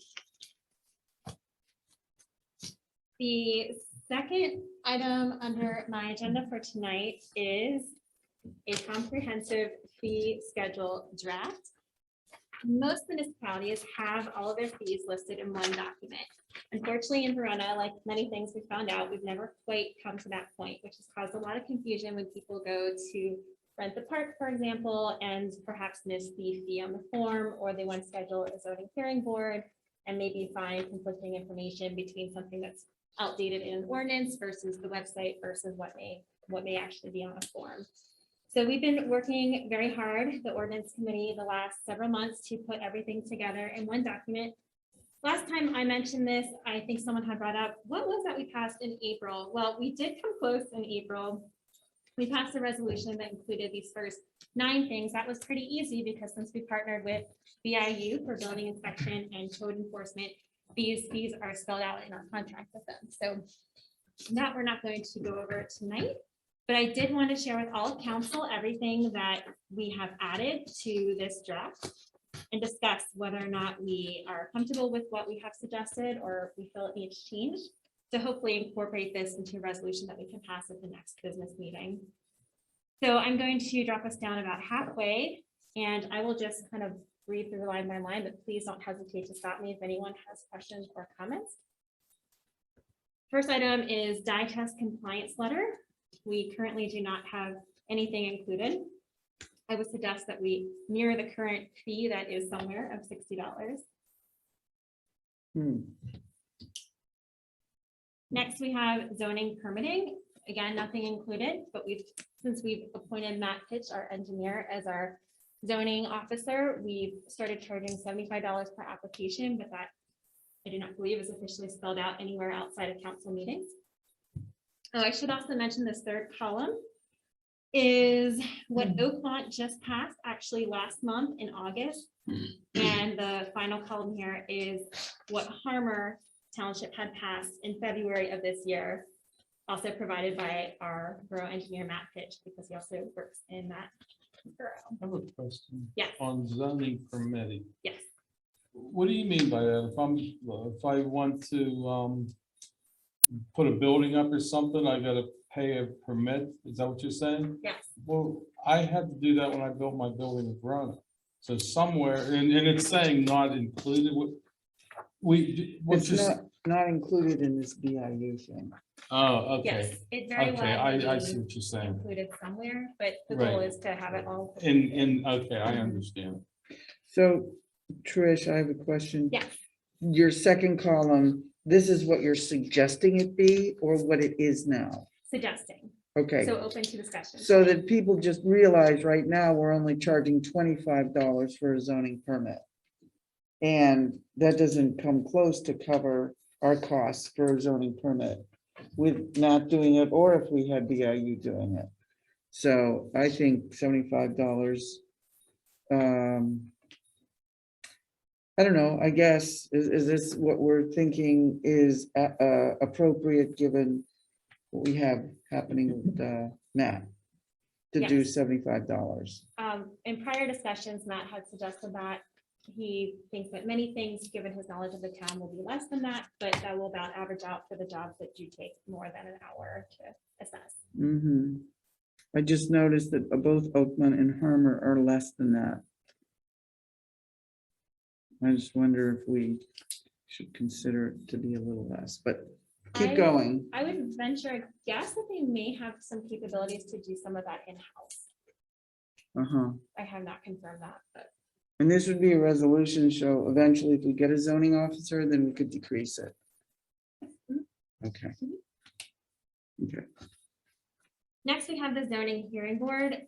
You may recall when Lisa was still working with us through the summer, she had suggested increasing this to 750, which is what Oakmont currently charges for this. Looking at what Harmer did with an escrow scheme, I suggested with the committee's input that we keep it at 350 with that $400 in escrow, which would be equivalent to 750 unless something was simple and ended up getting a lot through quickly or incurred a less cost. Any comments on that? Did we look at past actual costs incurred from zoning hearing board hearings? Like as a basis for that number? I don't have any of that information. Nancy or Christine, I don't know if either of you have seen Like, that. We would have to ask Craig what he charges. We'd have to ask Janet Burkhart what she charges. We'd have to find out how much it costs for the person, the stenographer. We get invoices from them. I mean, we could probably just go back. I mean, maybe with their help, just identify what some of the past few zoning hearing board costs were. I just want to make sure we're not under, we're not charging less than Mhm. the actual costs we're Yeah. incurring and then, losing money in the end. Yeah, I agree. I think we currently are for sure. That wouldn't be a bad benchmark. So What are we charging right now? For zoning hearing? 350, That's Sorry, it. how much? 350. Oh, 350, okay. And that's it. And so the escrow that would just be held in case it's needed, and if it's not needed, it'll be returned. Correct. Or Okay. part of it. Correct. Yeah.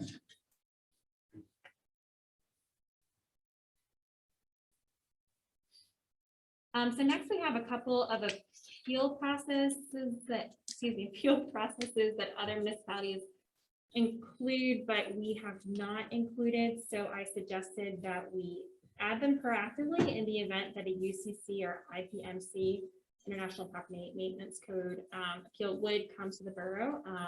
So I mirrored Farmer, but we can certainly discuss if that should be more or less. Do we know what the process would be or what the costs would be to the borough if an appeal came up or like, would Matt be involved with that? Would it be someone else? Would there be fees associated with that? Legal fees, or I guess, I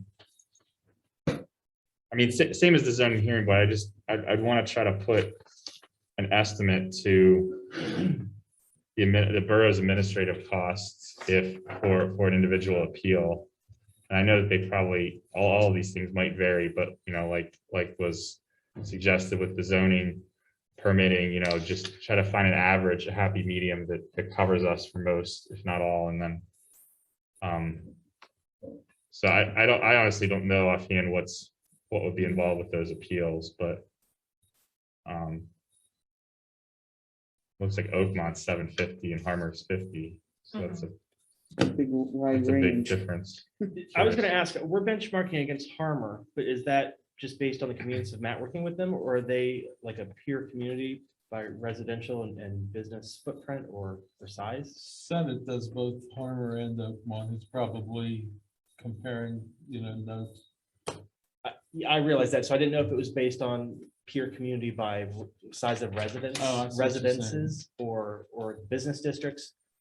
I see the convenience of Matt offering them because he works with them, so it's readily available, but I'm wondering when we measure against, when people want to do work or they want to buy a business or they want to improve a home, what's the difference of cost with Verona, Oakmont? Harmer's the third. I'm just wondering if there was a reason we chose to measure, because right now we're literally going through this and we're saying, hundreds or, 50 or whatever it was, and I just don't know if Harmer, I've never looked, if they're a peer community that people, we should measure against them.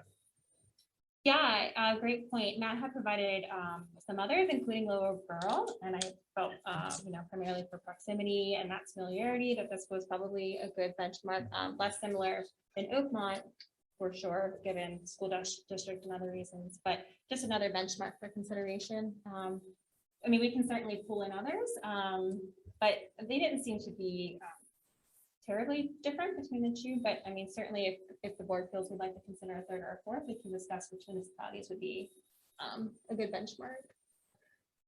Yeah, I mean, Joey has a good point about the benchmarks.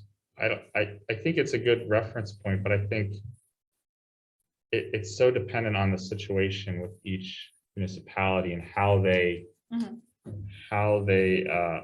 execute or administer these appeals or these permits. And so I think if we can somehow get an idea of, okay, if we get a UCC appeal, what's going to happen next? What's the process?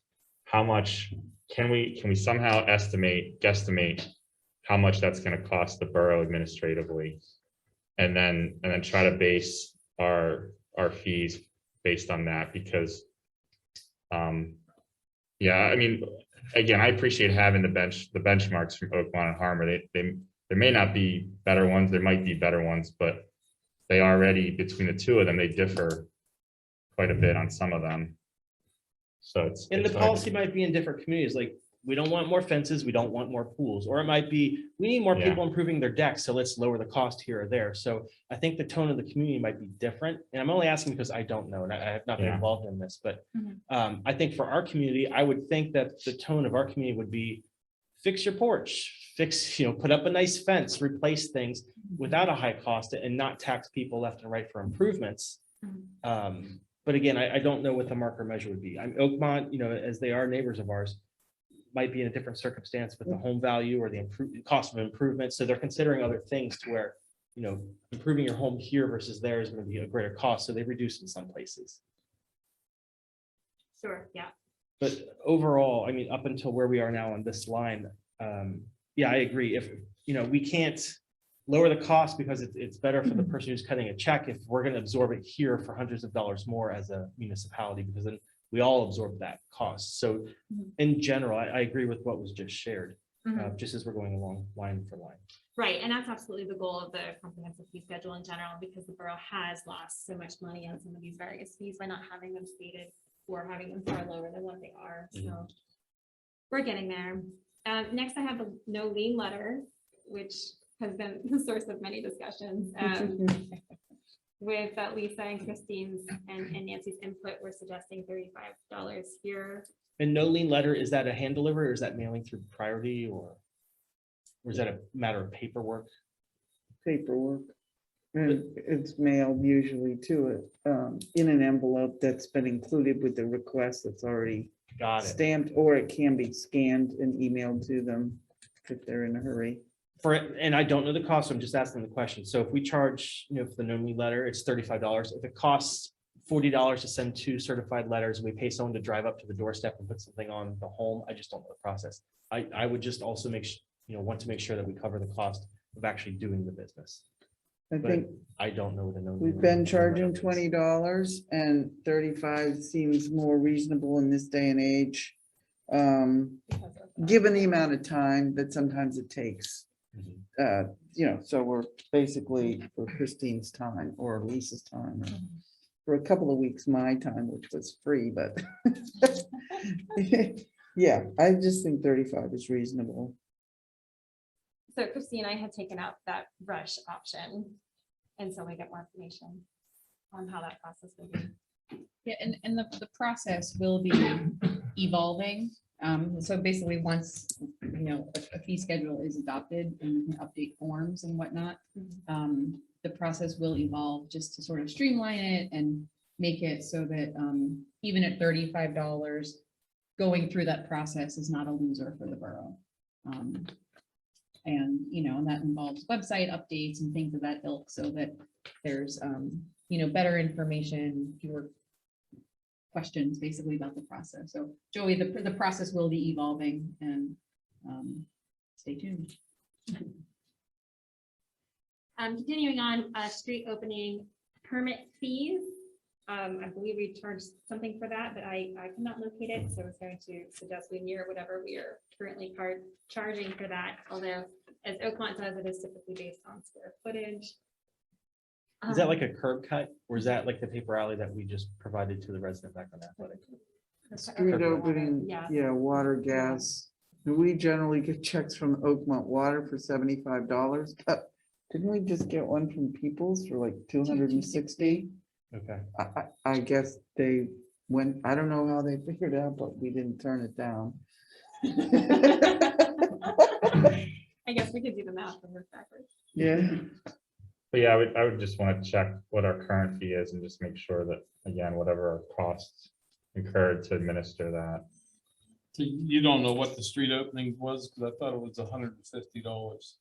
We've been getting them for 75 from, gosh, Oakmont Water. Oakmont Water. Yeah, that's a big one. I mean, I know that they don't always get permits pulled either. They sometimes just dig a hole and They've ask been for getting forgiveness better or have them because finish I the know job. the guy to call. And when I see one and I call them and they said, oh, yes, there's another one over in the other part of town and we have it in our bin. We're gonna be sending it out next week. So they've been pretty good about it lately. As far, if you ever see an opening, you know, you might want to check with Christine if you see them digging and make sure, you know, that she knows, so that if we don't get the check for it, we can follow up. Or she can follow up. That's great. Next, we have soliciting permit fees. I could not find a current fee at all, which is consistent with my observations of many different types of businesses knocking in the residential district at all days of the week, various times of the day. So borrowing heavily off of Oakmont's, I would suggest $50 per entity per week, excluding Sundays and holidays. We can certainly charge more or less. I'd like to mirror what Oakmont has with that. I don't think it's too restrictive. I think it $75 per seems normal. Is this, when you say per entity, is that, let's say I'm an internet service provider and I send 4 people out to a neighborhood. Are those 4 people one entity or are they 4 entities? Excellent question, Christine. So Oakmont it does break it down a little bit trickier than what I was able to fit in this column. So it's for 6+, they're calling, this is basically the entities of 6+, but if it was 5 or less, it would be a slightly reduced fee. But to simplify it, I would like just to refer to the business, whether it's 1, 5, or 10 as an entity. But that's also open for input. In same day. Yes. So if you're the energy or the internet provider, you pay the one fee and you get so many employees that can do that for that day. And then if you come back the next day or the next week, you pay again. Each occurrence that you're coming to promote whatever you have that you're promoting door to door. This says per week Yeah, I though. have it per week, but we could have it per day.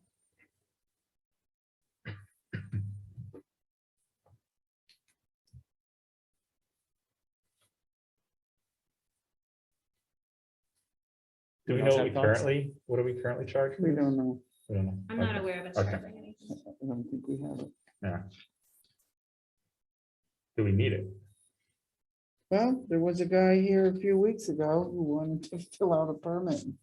Yeah, I mean, I've had people knock Yeah. on our door as well. I think that I think it's a good security setup so that you know who's in town knocking on doors. So if somebody says, somebody came into my house and looked over my stuff on a clipboard in my living room, who was it? And it's like, we don't have anyone that registered, then we'll know there's scam or fraud. So as a matter of process, they should register. I'm in favor of $75 per, when I'm looking at Oakmont, that looks good to me, the cost of it and what it covers personally. Okay. I don't know if the board has any, I mean, I just talked about the tone of our town, like, you know, putting up fences and fixing your decks and, you know, what we want to do. I believe that soliciting, people who solicit should register with the municipality. And have proof of that. I think it should be for the same day for the same company. If you want to keep coming back, then you re-register and repay each visit. Well, they are supposed to register with the police department, so we know who's in town. But as Mhm. far as a fee, I'm not sure if we get a fee. I don't think we have been. We haven't had that many that I'm aware of, but I've had 3 people knock on my door since I've been here. I think that's a lot. For the yeah, 3 different And companies. sometimes it's a question of safety. You're not sure if they're legitimately from Comcast, if there's any credentials with that, or if there's someone else. I Well, mean, that's why they have to Correct. register with, But that all makes sense. so they should be showing their permit every time they go to everywhere. Oh, they have a thing. Okay, I see. Okay, great. We don't have a return check fee. I think it would be great to have one. I suggested $20. How much does it cost us to deal with a return check? Great question. I think it's over 25, if I'm not mistaken. Yeah. I've seen them as high as $50 return checks in a lot of businesses. I'm sure we can track that down. Yeah, so we don't absorb it. Right. yeah. Great. Printouts. Nothing is formally listed. I understand we charge 25 cents per page as per the Right to Know Act. I suggest we include that formula here. For anything. No, you're saying for anything, not just right to know? Yes. Okay. I don't think we should use it as a, somebody needs to make copies for whatever. I mean, we're not a copy center, Right. you know. They only charge a dime. I think for It's right to black and know so that white. you don't exhaust people exorbitant amounts of money for them to get public information. So if the base Right. cost, is it like mileage? Maybe it's a solicitor question, but he's not here. If it's like mileage with the Commonwealth, maybe there's a set amount. But I don't know what it even costs to print from here with our contract per page for what we do. We could find out though. Yeah, we have. Right to knows, I we'd think be a able good to spot to figure that out. start though. Call RTR. Okay. Police incident report. I understand we charge $15. So I suggest we include that with our comprehensive fee schedule. Liquor transfer license, transfer of a liquor license, excuse me, which is interesting because we do have one coming out. We currently have no fee included. Oh, God. However, our solicitor Craig Alexander did mention in the ordinance meeting that Giant Eagle was more than happy to pay a fee or administrative costs in order to be able to transfer the license. So we should be able to ask for this, although we'll likely not be asked before the public hearing. But in any case, going forward, I would suggest we mirror Oakmont's fee of $750. Do we know, another one, I mean, do we know what our cost, like, would Craig be here? Would we need a stenographer for the liquor license hearing? Is there subsequent follow-up administrative costs? So again, I just think we need to look at what our actual costs are as a sanity check and make sure that Because there might be a base cost for Oakmont for the solicitor where it's just all inclusive. So this is yeah, paying for just simply one part of the problem, stenographer, whoever has to participate. There are also 2 required publications as part of the liquor license transfer. And depending on the length of the ad, those sometimes are not cheap. Mhm. yeah, same, that's a good point. Same for the zoning hearing Yeah, the board. legal advertising. There's is quite legal advertising expensive. costs. Yeah. So I You should think be we able need to to, share a lot of those with us as actual costs. Mhm. Right, it'll be very current. Craig. yeah, Dumpster permits fee is not currently included. I suggest we mirror our current fee, however, it is slightly convoluted. $35 for 10 days or $75 for 10 days within the business district, which was defined somewhere, I think Christine found, between ARB on Wildwood to ARB in Center. Pardon me, there is one, this is debatable about whether it's $35 for 10 days or 30 days.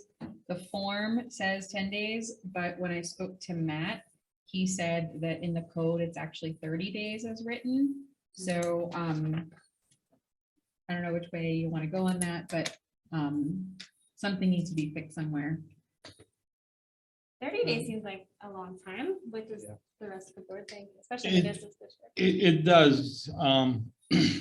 I would say that, the 10 days, this way it'll get contractors to get in there and get out, rather than we'll be back next week, Yeah. so they got 10 days to get in and out. Mhm, mhm. Is dumpster identified as fabric and metal containers? Because I know that there are also oversized fabric containers that are used.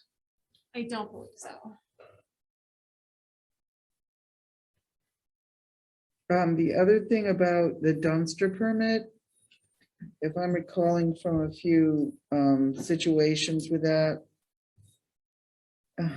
somewhere, because I know Mark was doing this, if someone dumps a dumpster and doesn't come and get the permit and they haven't paid, Mhm. there is a late fee of like $50.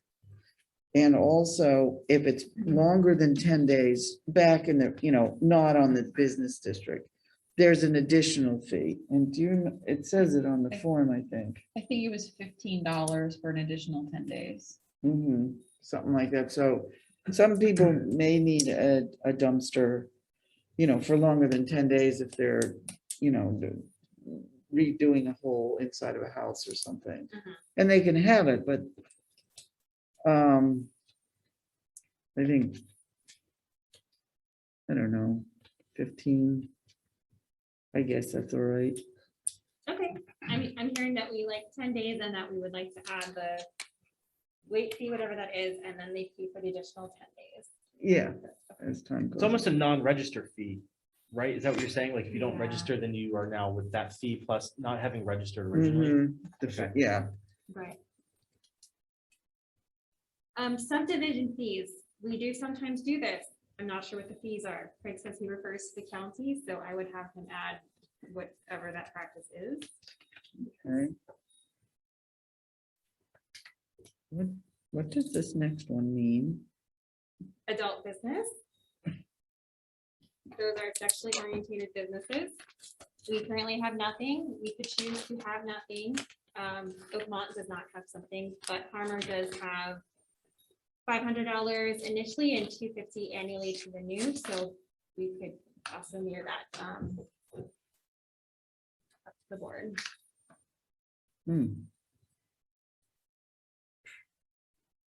Well, I have nothing to say about the amount, just the idea of that being here would be troublesome. Well, every community has to allow Yes. an adult Yeah. bookstore, whatever, to come into their community.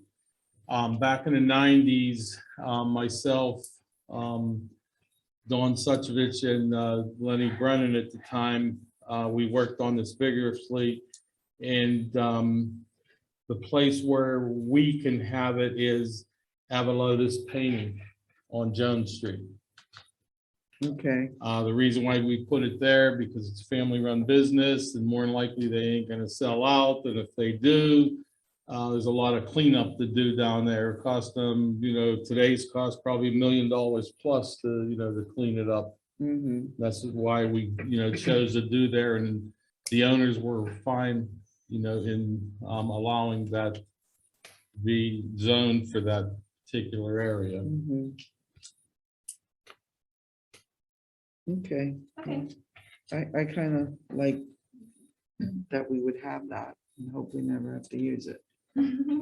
Agreed. Banner sign permit fee. Currently do not have one. I would suggest a $25 fee with a $25 security. Oakmont charging $55 with a $50 security. And is the security cost for if you don't remove it after the 31st day? Yes, I believe so. That was my second question, because I think some of them, the whole idea of a temporary sign is to be temporary, but some of them have been for months or years after the fact. I would also be in favor of the Oakmont pricing on this one personally. Other comments from the board? Where, I'm confused. Where would these banners and signs be going? So, yeah, Talking like over there on Dr. Gupta's office where the chamber puts it and the Rosedale Fall On the Festival. Yeah, I think that's a good example of using it properly, honestly. Yeah, I think Yeah. it's typically. because like- we're not allowed to put it over the boulevard. Right. So I would think that for the board, I think it would come to us and there would be maybe an instance where we waive it for the community groups that would ask to put the signs up and they're up for the 30 days and they come down. So I think it's a best practice already how that's being used. Where it's not is when you have businesses that hammer down or nail vinyl signs, which are supposed to be 30-day temporary, and they end up being there for years, and then they don't blend in with the aesthetic of the community. Mhm. So I would suggest that we adopt, as our neighbors in Oakmont have done with the $55 plus a $50 security. Mhm. And then if they don't take it down for the timeline that was allotted for them to do what they need to do, then we could use the security deposit. So, So this is a sign on it's on private property, but we're authorized to enforce that?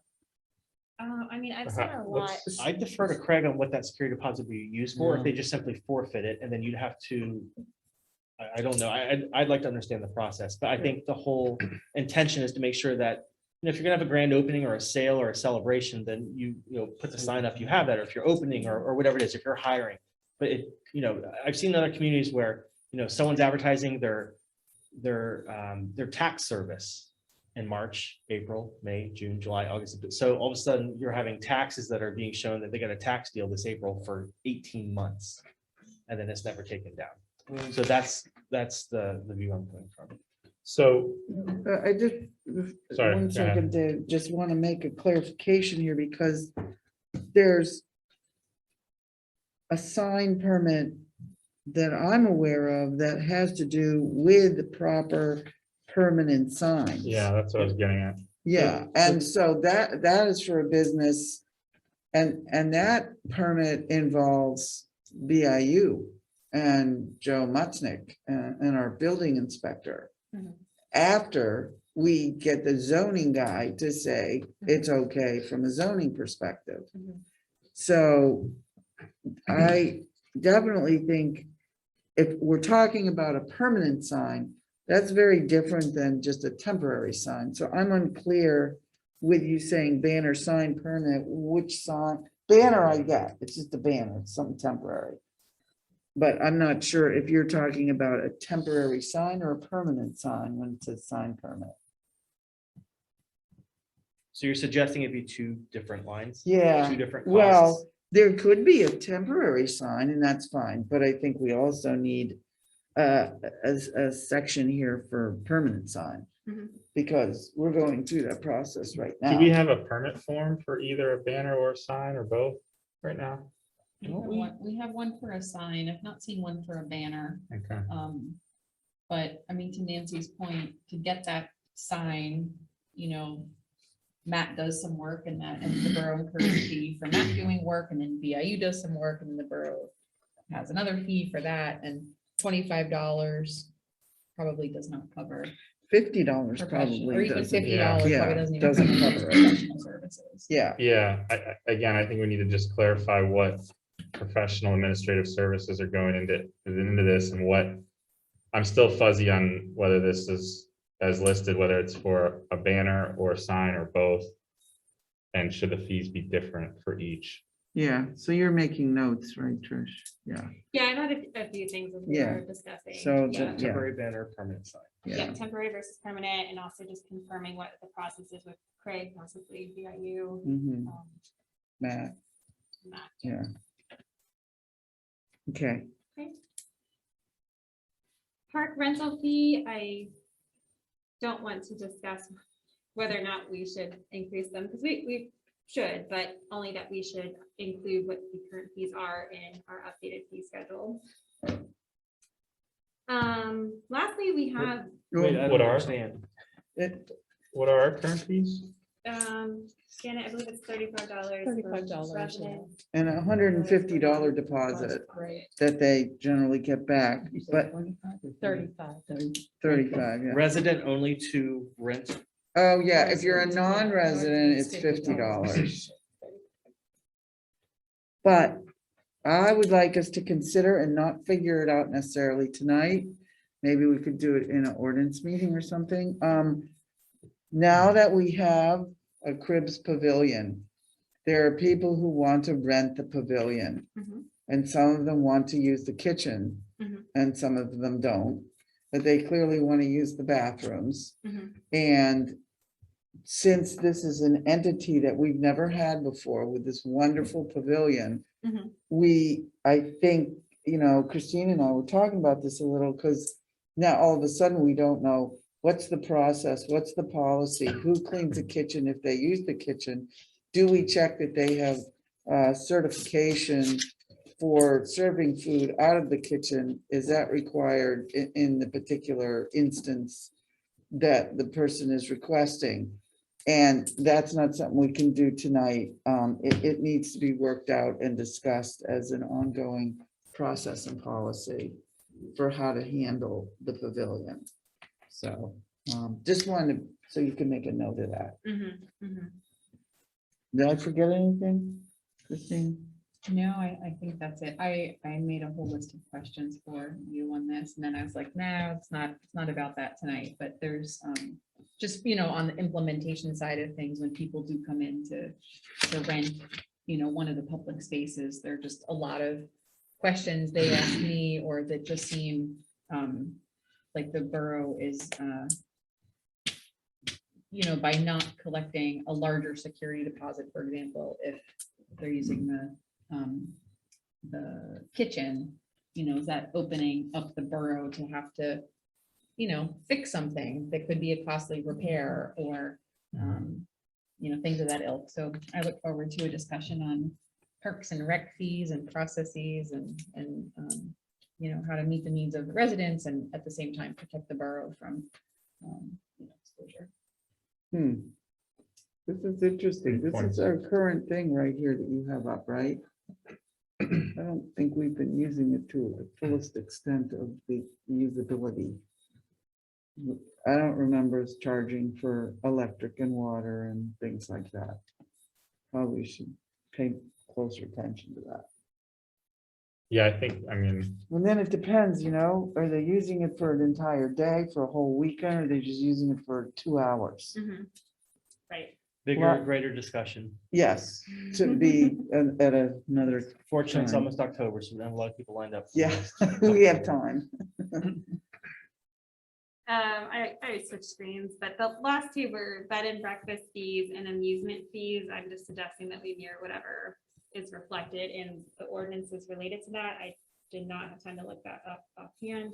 And last, if we do have our street closure process, obviously whatever we decide that fee is, we will include at that time. So just a reminder, this is a resolution, so whatever we decide, we are able to update as often as needed. Yeah. Any final questions or comments, thoughts? Thanks Does for. Does the putting bed that and together. breakfast fee also include like short-term rentals such as Airbnb? That's what it is, basically, short-term Okay. rental, yeah. And there is a relatively new ordinance about that, and honestly, I don't recall that there's a fee, but that doesn't mean there isn't, but I'm just not remembering that being in the ordinance, Oh, really? yeah. I thought there was something, but I. Is the county collecting on hospitality fees? We'd have to check the ordinance. Yeah, We could dig it up, but yeah. Yeah, we'll have to look into that too. Yeah. Thanks, Trish. yeah, thank you for putting this together. Yeah. I think, I definitely appreciate getting a comprehensive schedule. I think it'll be a big help to Christine especially. Yes. Definitely. Yep. Thanks everyone for the input on that. And last but not least, I just wanted to let everyone know last week, of course, Sylvia, the mayor, as well as Nancy and myself did attend the chambers meeting. And there's been a lot of discussion about this year's light up night, although maybe we shouldn't call it light up night to not be confused with Pittsburgh's light up night on the same night this year. But Chambers did decide to go ahead and form a committee for it this year and possibly going into the future, of which everyone is more than welcome to participate to the extent you would like, or offer ideas for things we could do. Right now, the activities that I'm aware of include the 3 trolleys that will be running between the twin boroughs from 3 to 11. The Chambers, specifically Jen Walton from Intergroup, will be doing the window decorating contest with the businesses and the cookie walk.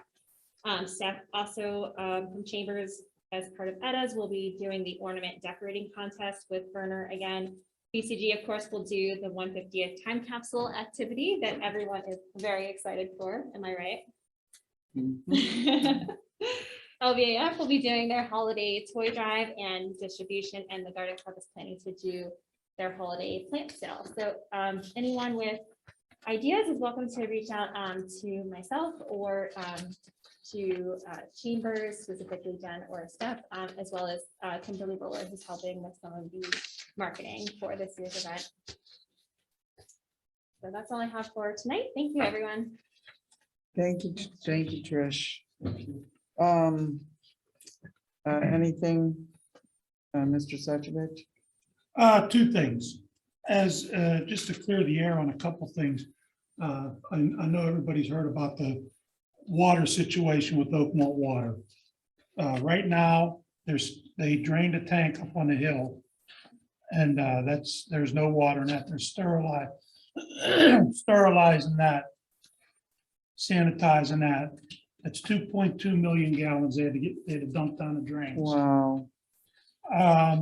So as a result of that, we had to change some of our procedures. If we get a fire in Verona, as far as the hydrants, we can't use them.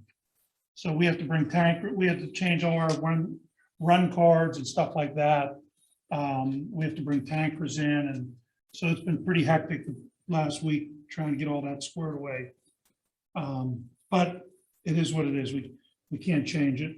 Hopefully they'll have that hopefully up and running by the end of this week. Possibly have that reservoir up on 7th Street filled back up.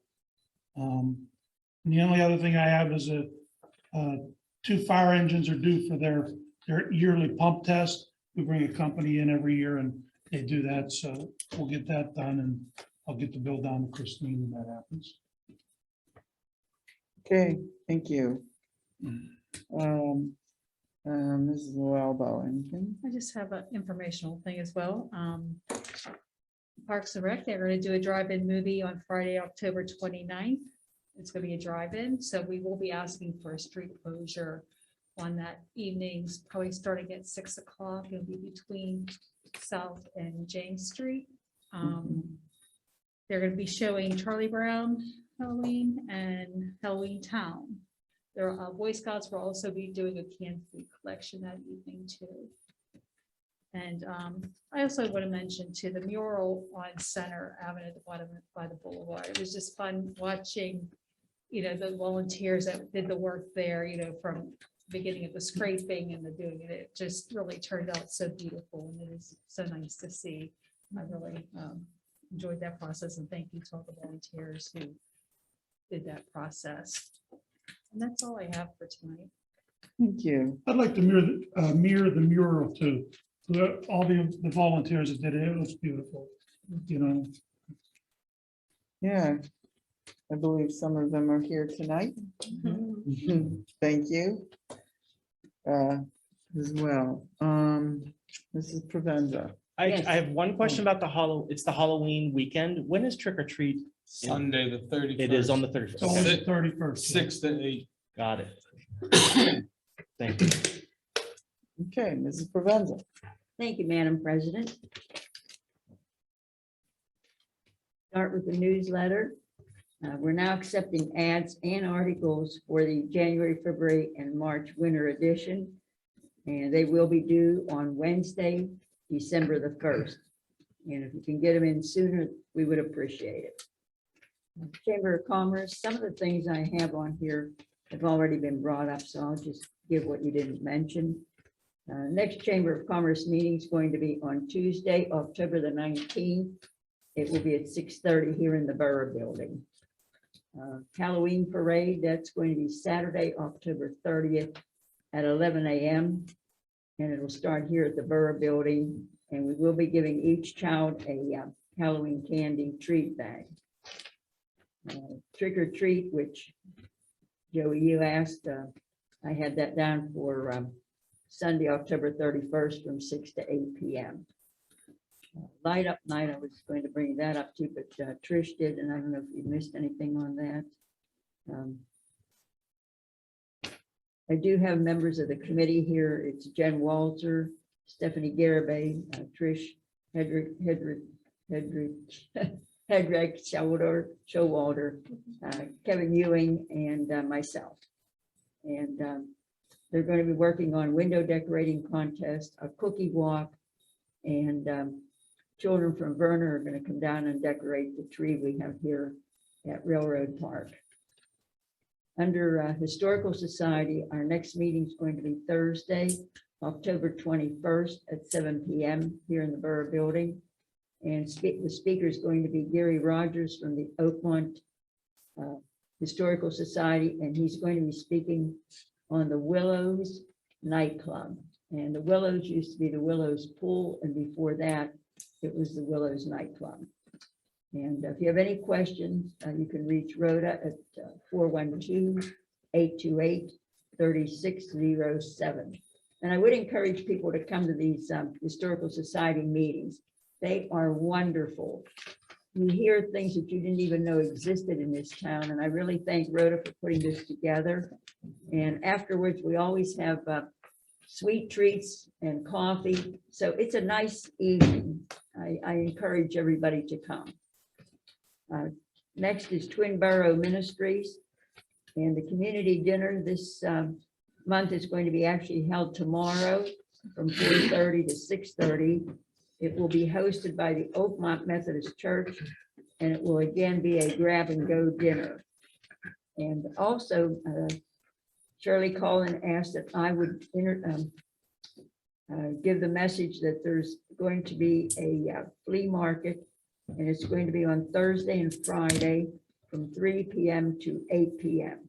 And Saturday, the hours for the flea market will be from 9 a.m. to 3 p.m. That's this weekend, Sylvia? Yes, Okay. yes. And all are welcome to stop by, and you probably will get some good bargains there. So you may want to stop. And it's also a wonderful support for the church. Every year, the ladies from the Methodist Church do a really fine fundraiser, and that is they make homemade apple dumplings. And they're doing it again this year, and they're going to be on sale every Wednesday in October. And they'll start on October the 6th, then it'll be the 13th, the 20th, and the 27th. And to order these wonderful apple dumplings, you can call Shirley Davis at 412-828-3412, or Barb, and her number is 412-680-8129. And they've also added this year cinnamon twirl cookies. And the prices for the items I've just discussed, the apple dumplings are going to be $5 each, and the cinnamon twirl cookies are going to be 12 for $5. And be a very nice thing to support. Last, I have the ALOM that I report on, and I checked with them, and Crystal told me that the last event that ALOM did was Government Benefits Advisory Seminar, which she said was well attended and went off very well. And they really had nothing to report, but she said for the next meeting, I will probably have some information from them. And if there are any questions or comments, I would be glad to answer them. And if not, this concludes my reports, and I thank you. Thanks, Sylvia. You're welcome. Oh, looks like we have something under COG. Yeah. Funny. So there was a COG meeting last week. In advance of that meeting, or coincidentally, there was a letter that came out from Lower Valley Ambulance Service to the borough, that I believe Christine provided in your packets. Basically, they're facing a bit of a budget issue, and they are looking, each municipality that is in their service area to contribute $12,000 per year or $1,000 per month to help them complete this. Well, the communities served are Cheswick, Harmer, Oakmont, Verona, Springdale Borough, and Springdale Township. Those are municipalities. And this came, we discussed this at the COG meeting. I think people appreciate the service that Lower Valley provides. And we do have, it was included in the letter, a copy of the borough code relating to a borough's responsibility for emergency services. So the borough shall be responsible for ensuring that fire and emergency medical services are provided within the borough by the means and to the extent determined by the borough, including the appropriate financial and administrative assistance for these services. So, and it goes on to say we shall consult with the service providers and they should provide any, an annual itemized listing of expenditures before the borough may considering budgeting additional funding. So they provided a copy of their proposed budget for 2022. There's among the COG members, what came out of the COG meeting was that I think we all had some further questions. We just want to get more information about it.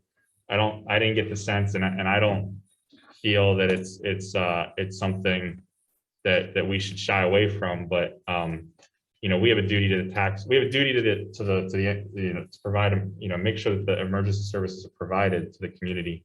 We also have a duty to the taxpayers and how our money is spent.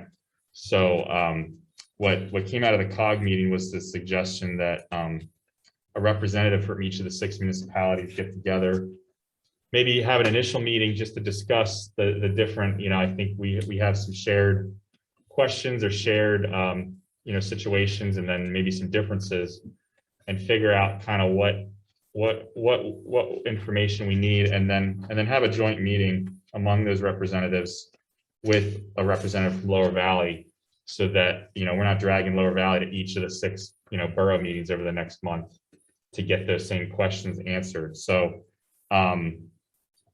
basically, and I can answer any questions or take any questions that anyone has tonight, but what we need to do is nominate a representative from Verona to participate in those meetings. And I'm more than happy to do it myself, being that I'm also the COG representative and I happen to be chair of the finance committee, but I'm certainly not opposed if someone else would rather take that hat. So I'm just, trying to be open about it. But that's where it stands, and we're going to set up meetings in the next few weeks. Obviously, if this goes forward, we would need to include this in our budget. So it is a somewhat timely matter, but I'm not looking to have a resolution or anything on that amount. I think I want to get more information. I want to get whatever questions you guys have, and take that into whatever discussions Yeah. with Lower Valley. Did you mention what they were asking for the sake of the public? They don't know how much. Yeah, to be clear, I mentioned it earlier, but it's $12,000 per year for each municipality. Now, I don't know if that's every year going forward, or if that's just this year. I do want to make sure that they have a plan to keep themselves financially sustainable.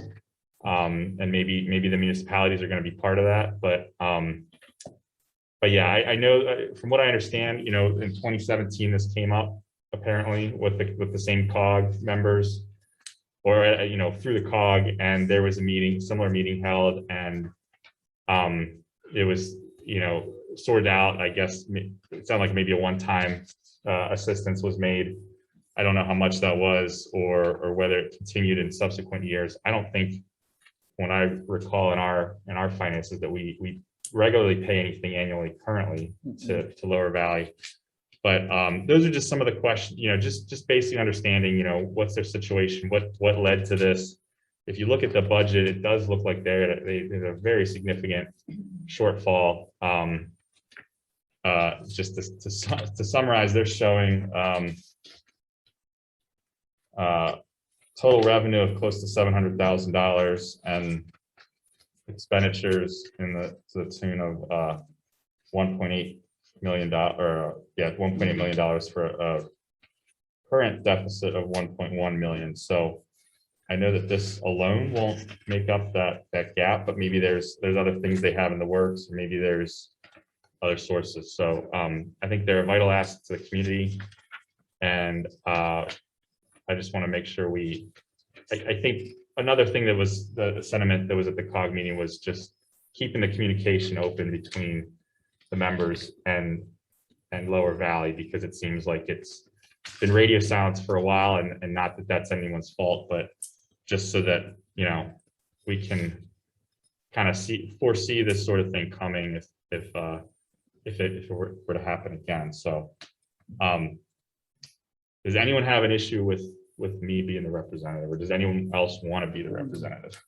Thanks for doing it. Yeah. I figured Thanks, I figured Dave. that was the case, but not trying to shy away. I just didn't want to make sure everyone's good with that. You're pretty thorough with asking the questions that need to be asked, Dave. Dave, do you know if this is something we could use ARPA funding towards? That was a question that came up. Someone asked about PPP or like, are they getting PPP? Yeah, that's a good question.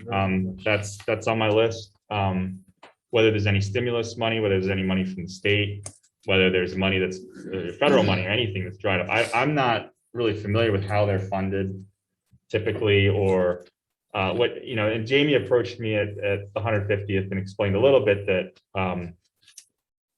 and again, I don't fully understand it well enough to explain in detail, but that basically the insurance companies aren't always paying what they're supposed to or what they used to. So I think that maybe plays into part of it. I can tell you, when we used to run ambulance up our fire station, we got rid of it, I don't know how many years ago now. That we were always in the hole because, Yeah. and we were a volunteer organization. Mm-hmm. And when they first started Lower Valley, they were volunteer. Mm-hmm. Years ago, when the Mannings started it, Yeah. and they were volunteer, well, then, you lose the volunteerism.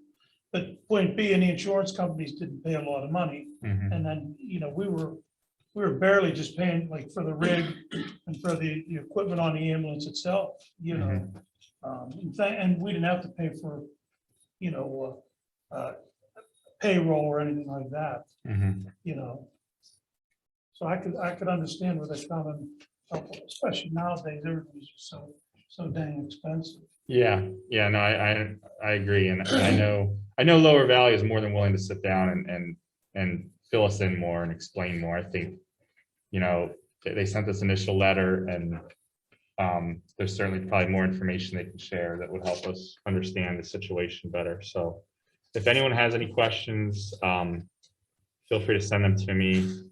I'll get back to the COG and let them know, that I'll be the representative and my availability, and I'll report back as soon as I have more information. If you get strapped or you can't make anything, or you get strapped, let me know.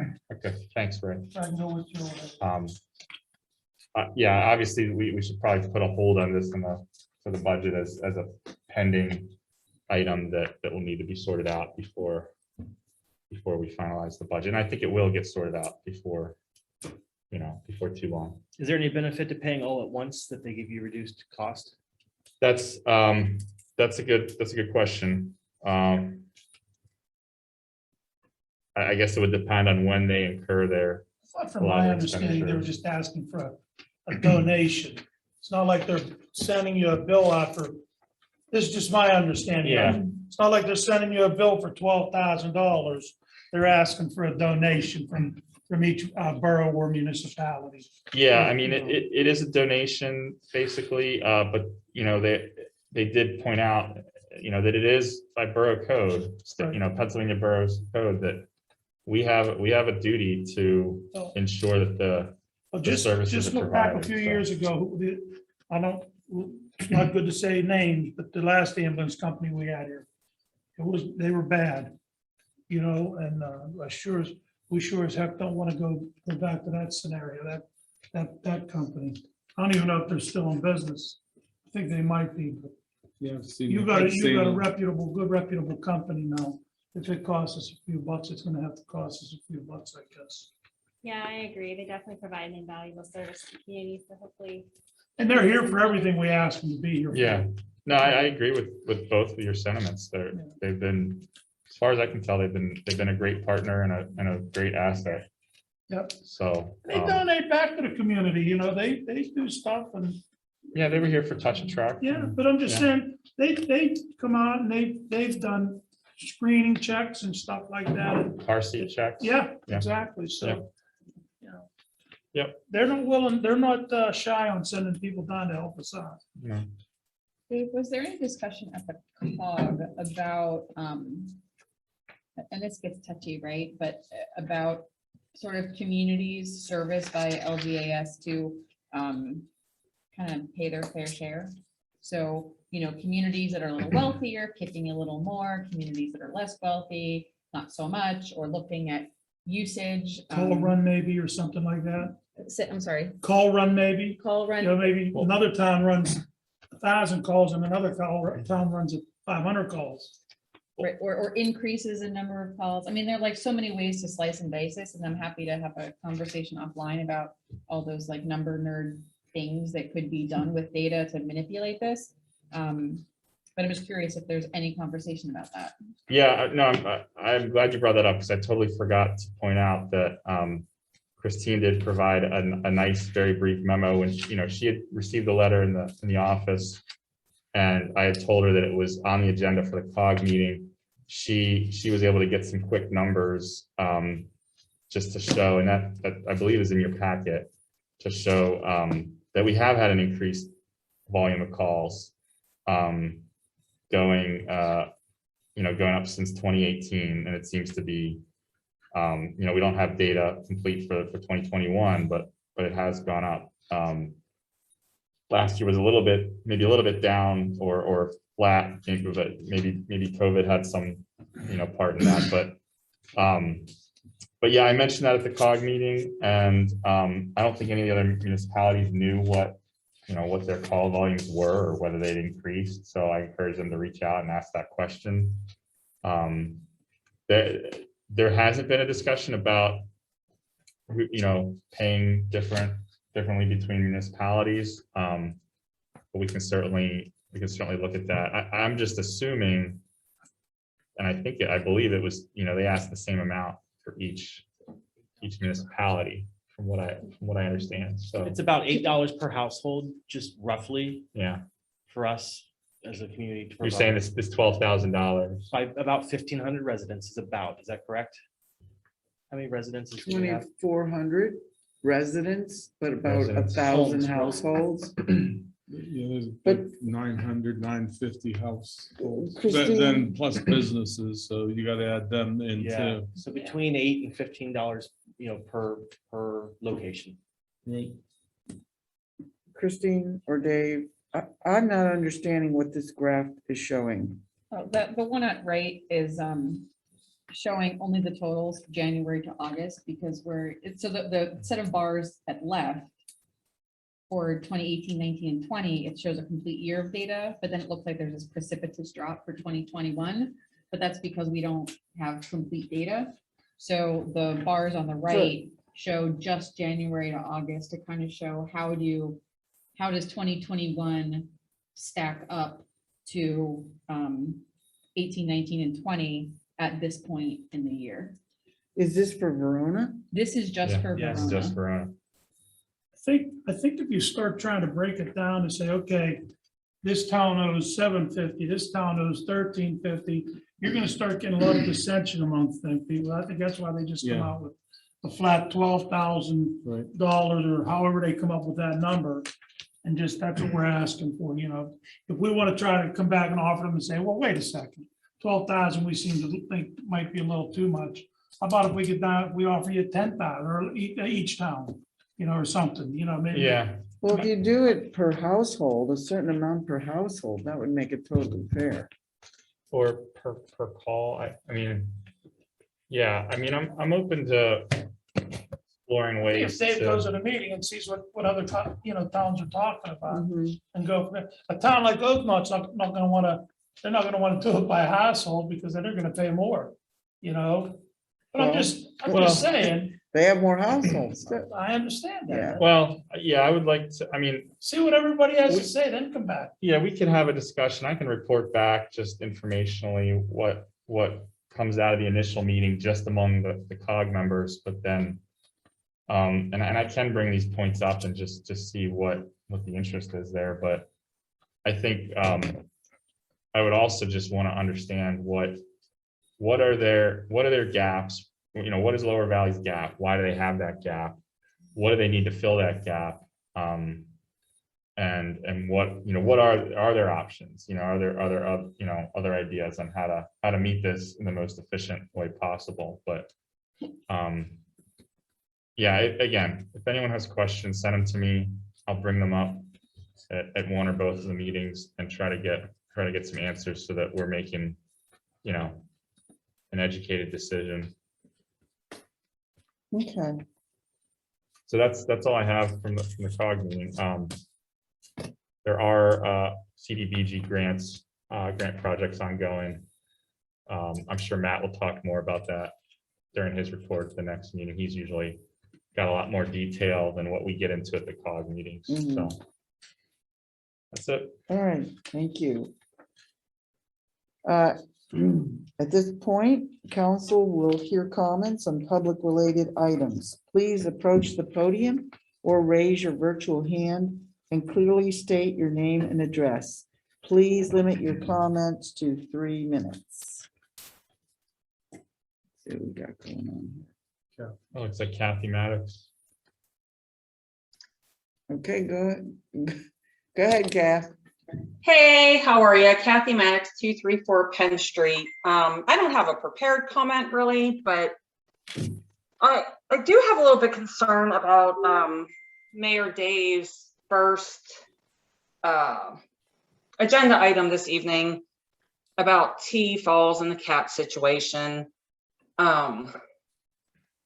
I didn't get the impression that that was relaying an email or a letter correspondence from another resident of Verona. So it's kind of like hearsay, but I wasn't sure. I'm not sure what's going to come of that. There was a mention of it could be handled differently and that the BIU and board being counsel forced him out of business. I have no idea what the guy was fined or if he was fined. But I should say that rescue volunteers have spent more out of pocket than I'm sure that this guy was fined. And it just seems a little insane to me to use that as an excuse or like, I don't know. It's just really weird. And I just don't feel right not saying something about it. But if there is going to be a meeting, and maybe this is something you guys have to talk about, who would be involved in that meeting besides council and BIU, maybe involving the people that have tried to help this situation for a long time should be involved as well. They're the ones that are like feet on the ground dealing with the situation. Let's see. Oh, and then another concern is if he does go out of business, who's going to feed these cats that he's just been feeding for years? I mean, there's just a lot of concern for the well-being of other like living beings. This isn't just like an arbitrary thing. This is, creatures that need to be tended to. And it's just all very upsetting to me. I don't know. I'm going on way too much, but just not clear on what's going to happen here out of the concern. I do believe that there's a court date next month. I would ask Craig when that is, but I think sometime in October, he's supposed to have a court date. So maybe some of that will be worked out there. But to say that enforcing an ordinance by a company that we pay is a wrong approach really doesn't make sense to me.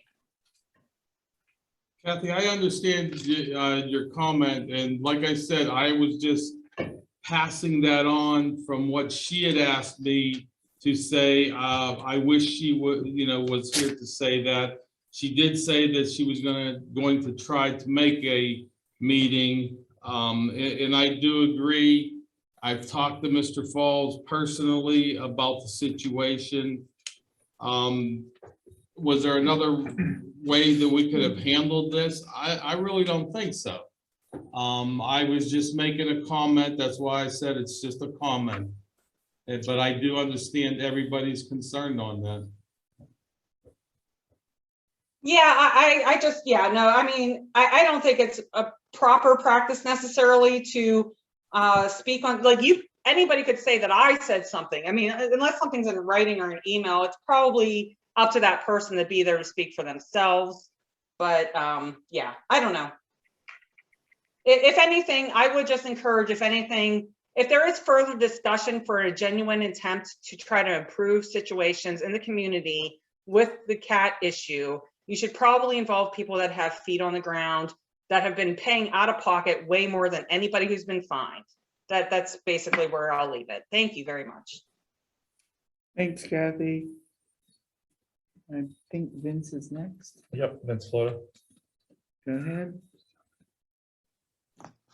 Go ahead, Vince. Everybody hear me? Yeah. Yep. Vince Floda, 323 Penn Street. I just want to personally thank everybody that helped the 150th weekend be a success. I also want to express a big concern of why the DPW didn't work for the weekend. It really made the parade look like trash, especially when they marched down East Railroad Avenue and every garbage can was overflowing with garbage. That should have been emptied Saturday night, especially after last meeting when the DPW was given a commendation basically about how they work weekends and go above and beyond. This was our 150th anniversary. I mean, it should have been worked by the DPW. The garbage should have been emptied after each event.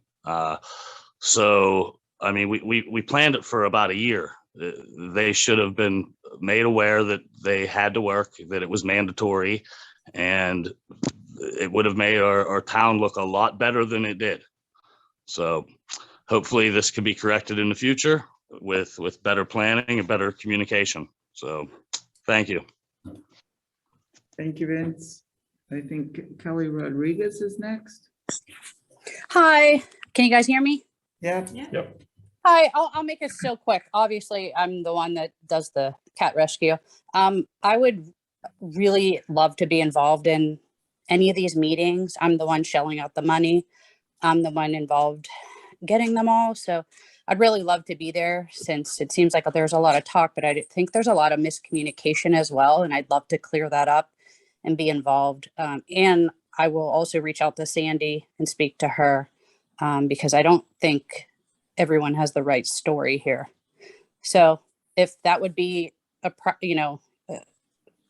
able to happen, I would appreciate it since I mean, I can bring bills and show you the thousands of dollars I've spent already in this issue.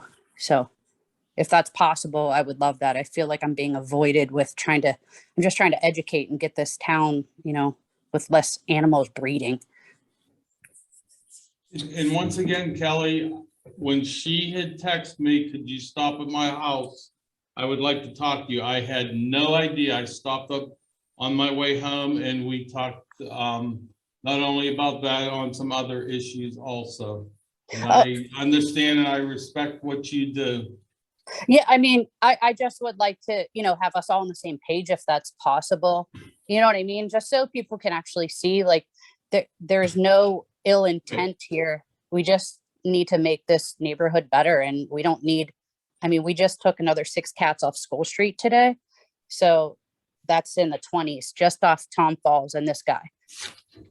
So, I just throw it out there. Everybody knows my number. If I could be, involved in that situation, just if I can give the information that's correct and not like back and forth, I would appreciate that. So that way we can just kind of nip it in the bud.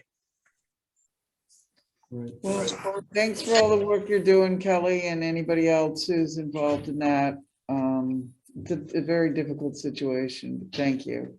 Okay, thank you so much. And Kelly. Yeah. Tell your mother I'm gonna reach out to her tomorrow on regards to the North Avenue situation. Okay, you All got it. right, thank you. Okay, thanks.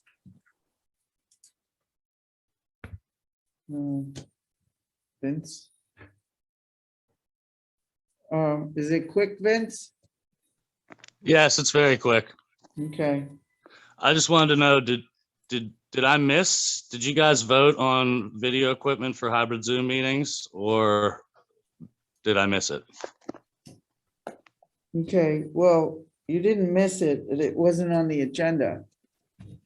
So. Oh, okay. It was on from last meeting to purchase the equipment and that, why Tim said he could work tonight, so. Yeah, I remember from the last meeting, anybody else here who might remember better. I remember it was mentioned, but I don't think that we were like, we weren't at the stage of actually doing that. There's been many thousands of things that's been happening since the last meeting, so.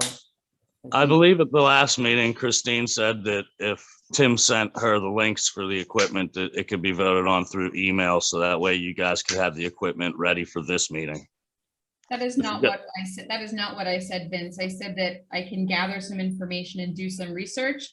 And there were also some suggestions to look into like 360 cameras and some other things. We also have a camera here in the borough that we've been trying to determine whether it will actually work to meet the needs of the borough to hold these meetings. So you're correct that I did ask Tim to send the links, but the decision was not, once he sends the links, we will buy that exact equipment. Now, it may be that we do purchase that equipment because it's the best option, the most economical, et cetera. But, you know, I'm still working on pulling together all of the research. Okay, well, just for everyone's information, Tim's business was bought currently by, so it's under new ownership, and he currently can't make every council meeting to set up the camera. So we're not gonna be able to do Zoom meetings until the borough actually purchases their own equipment. Okay, well, that's very helpful for us to know. Thank you for sharing that. Is that it, Vince? Yeah, that's all I had. Okay, thank you. Anybody else? You guys take your hands down when you're done, please.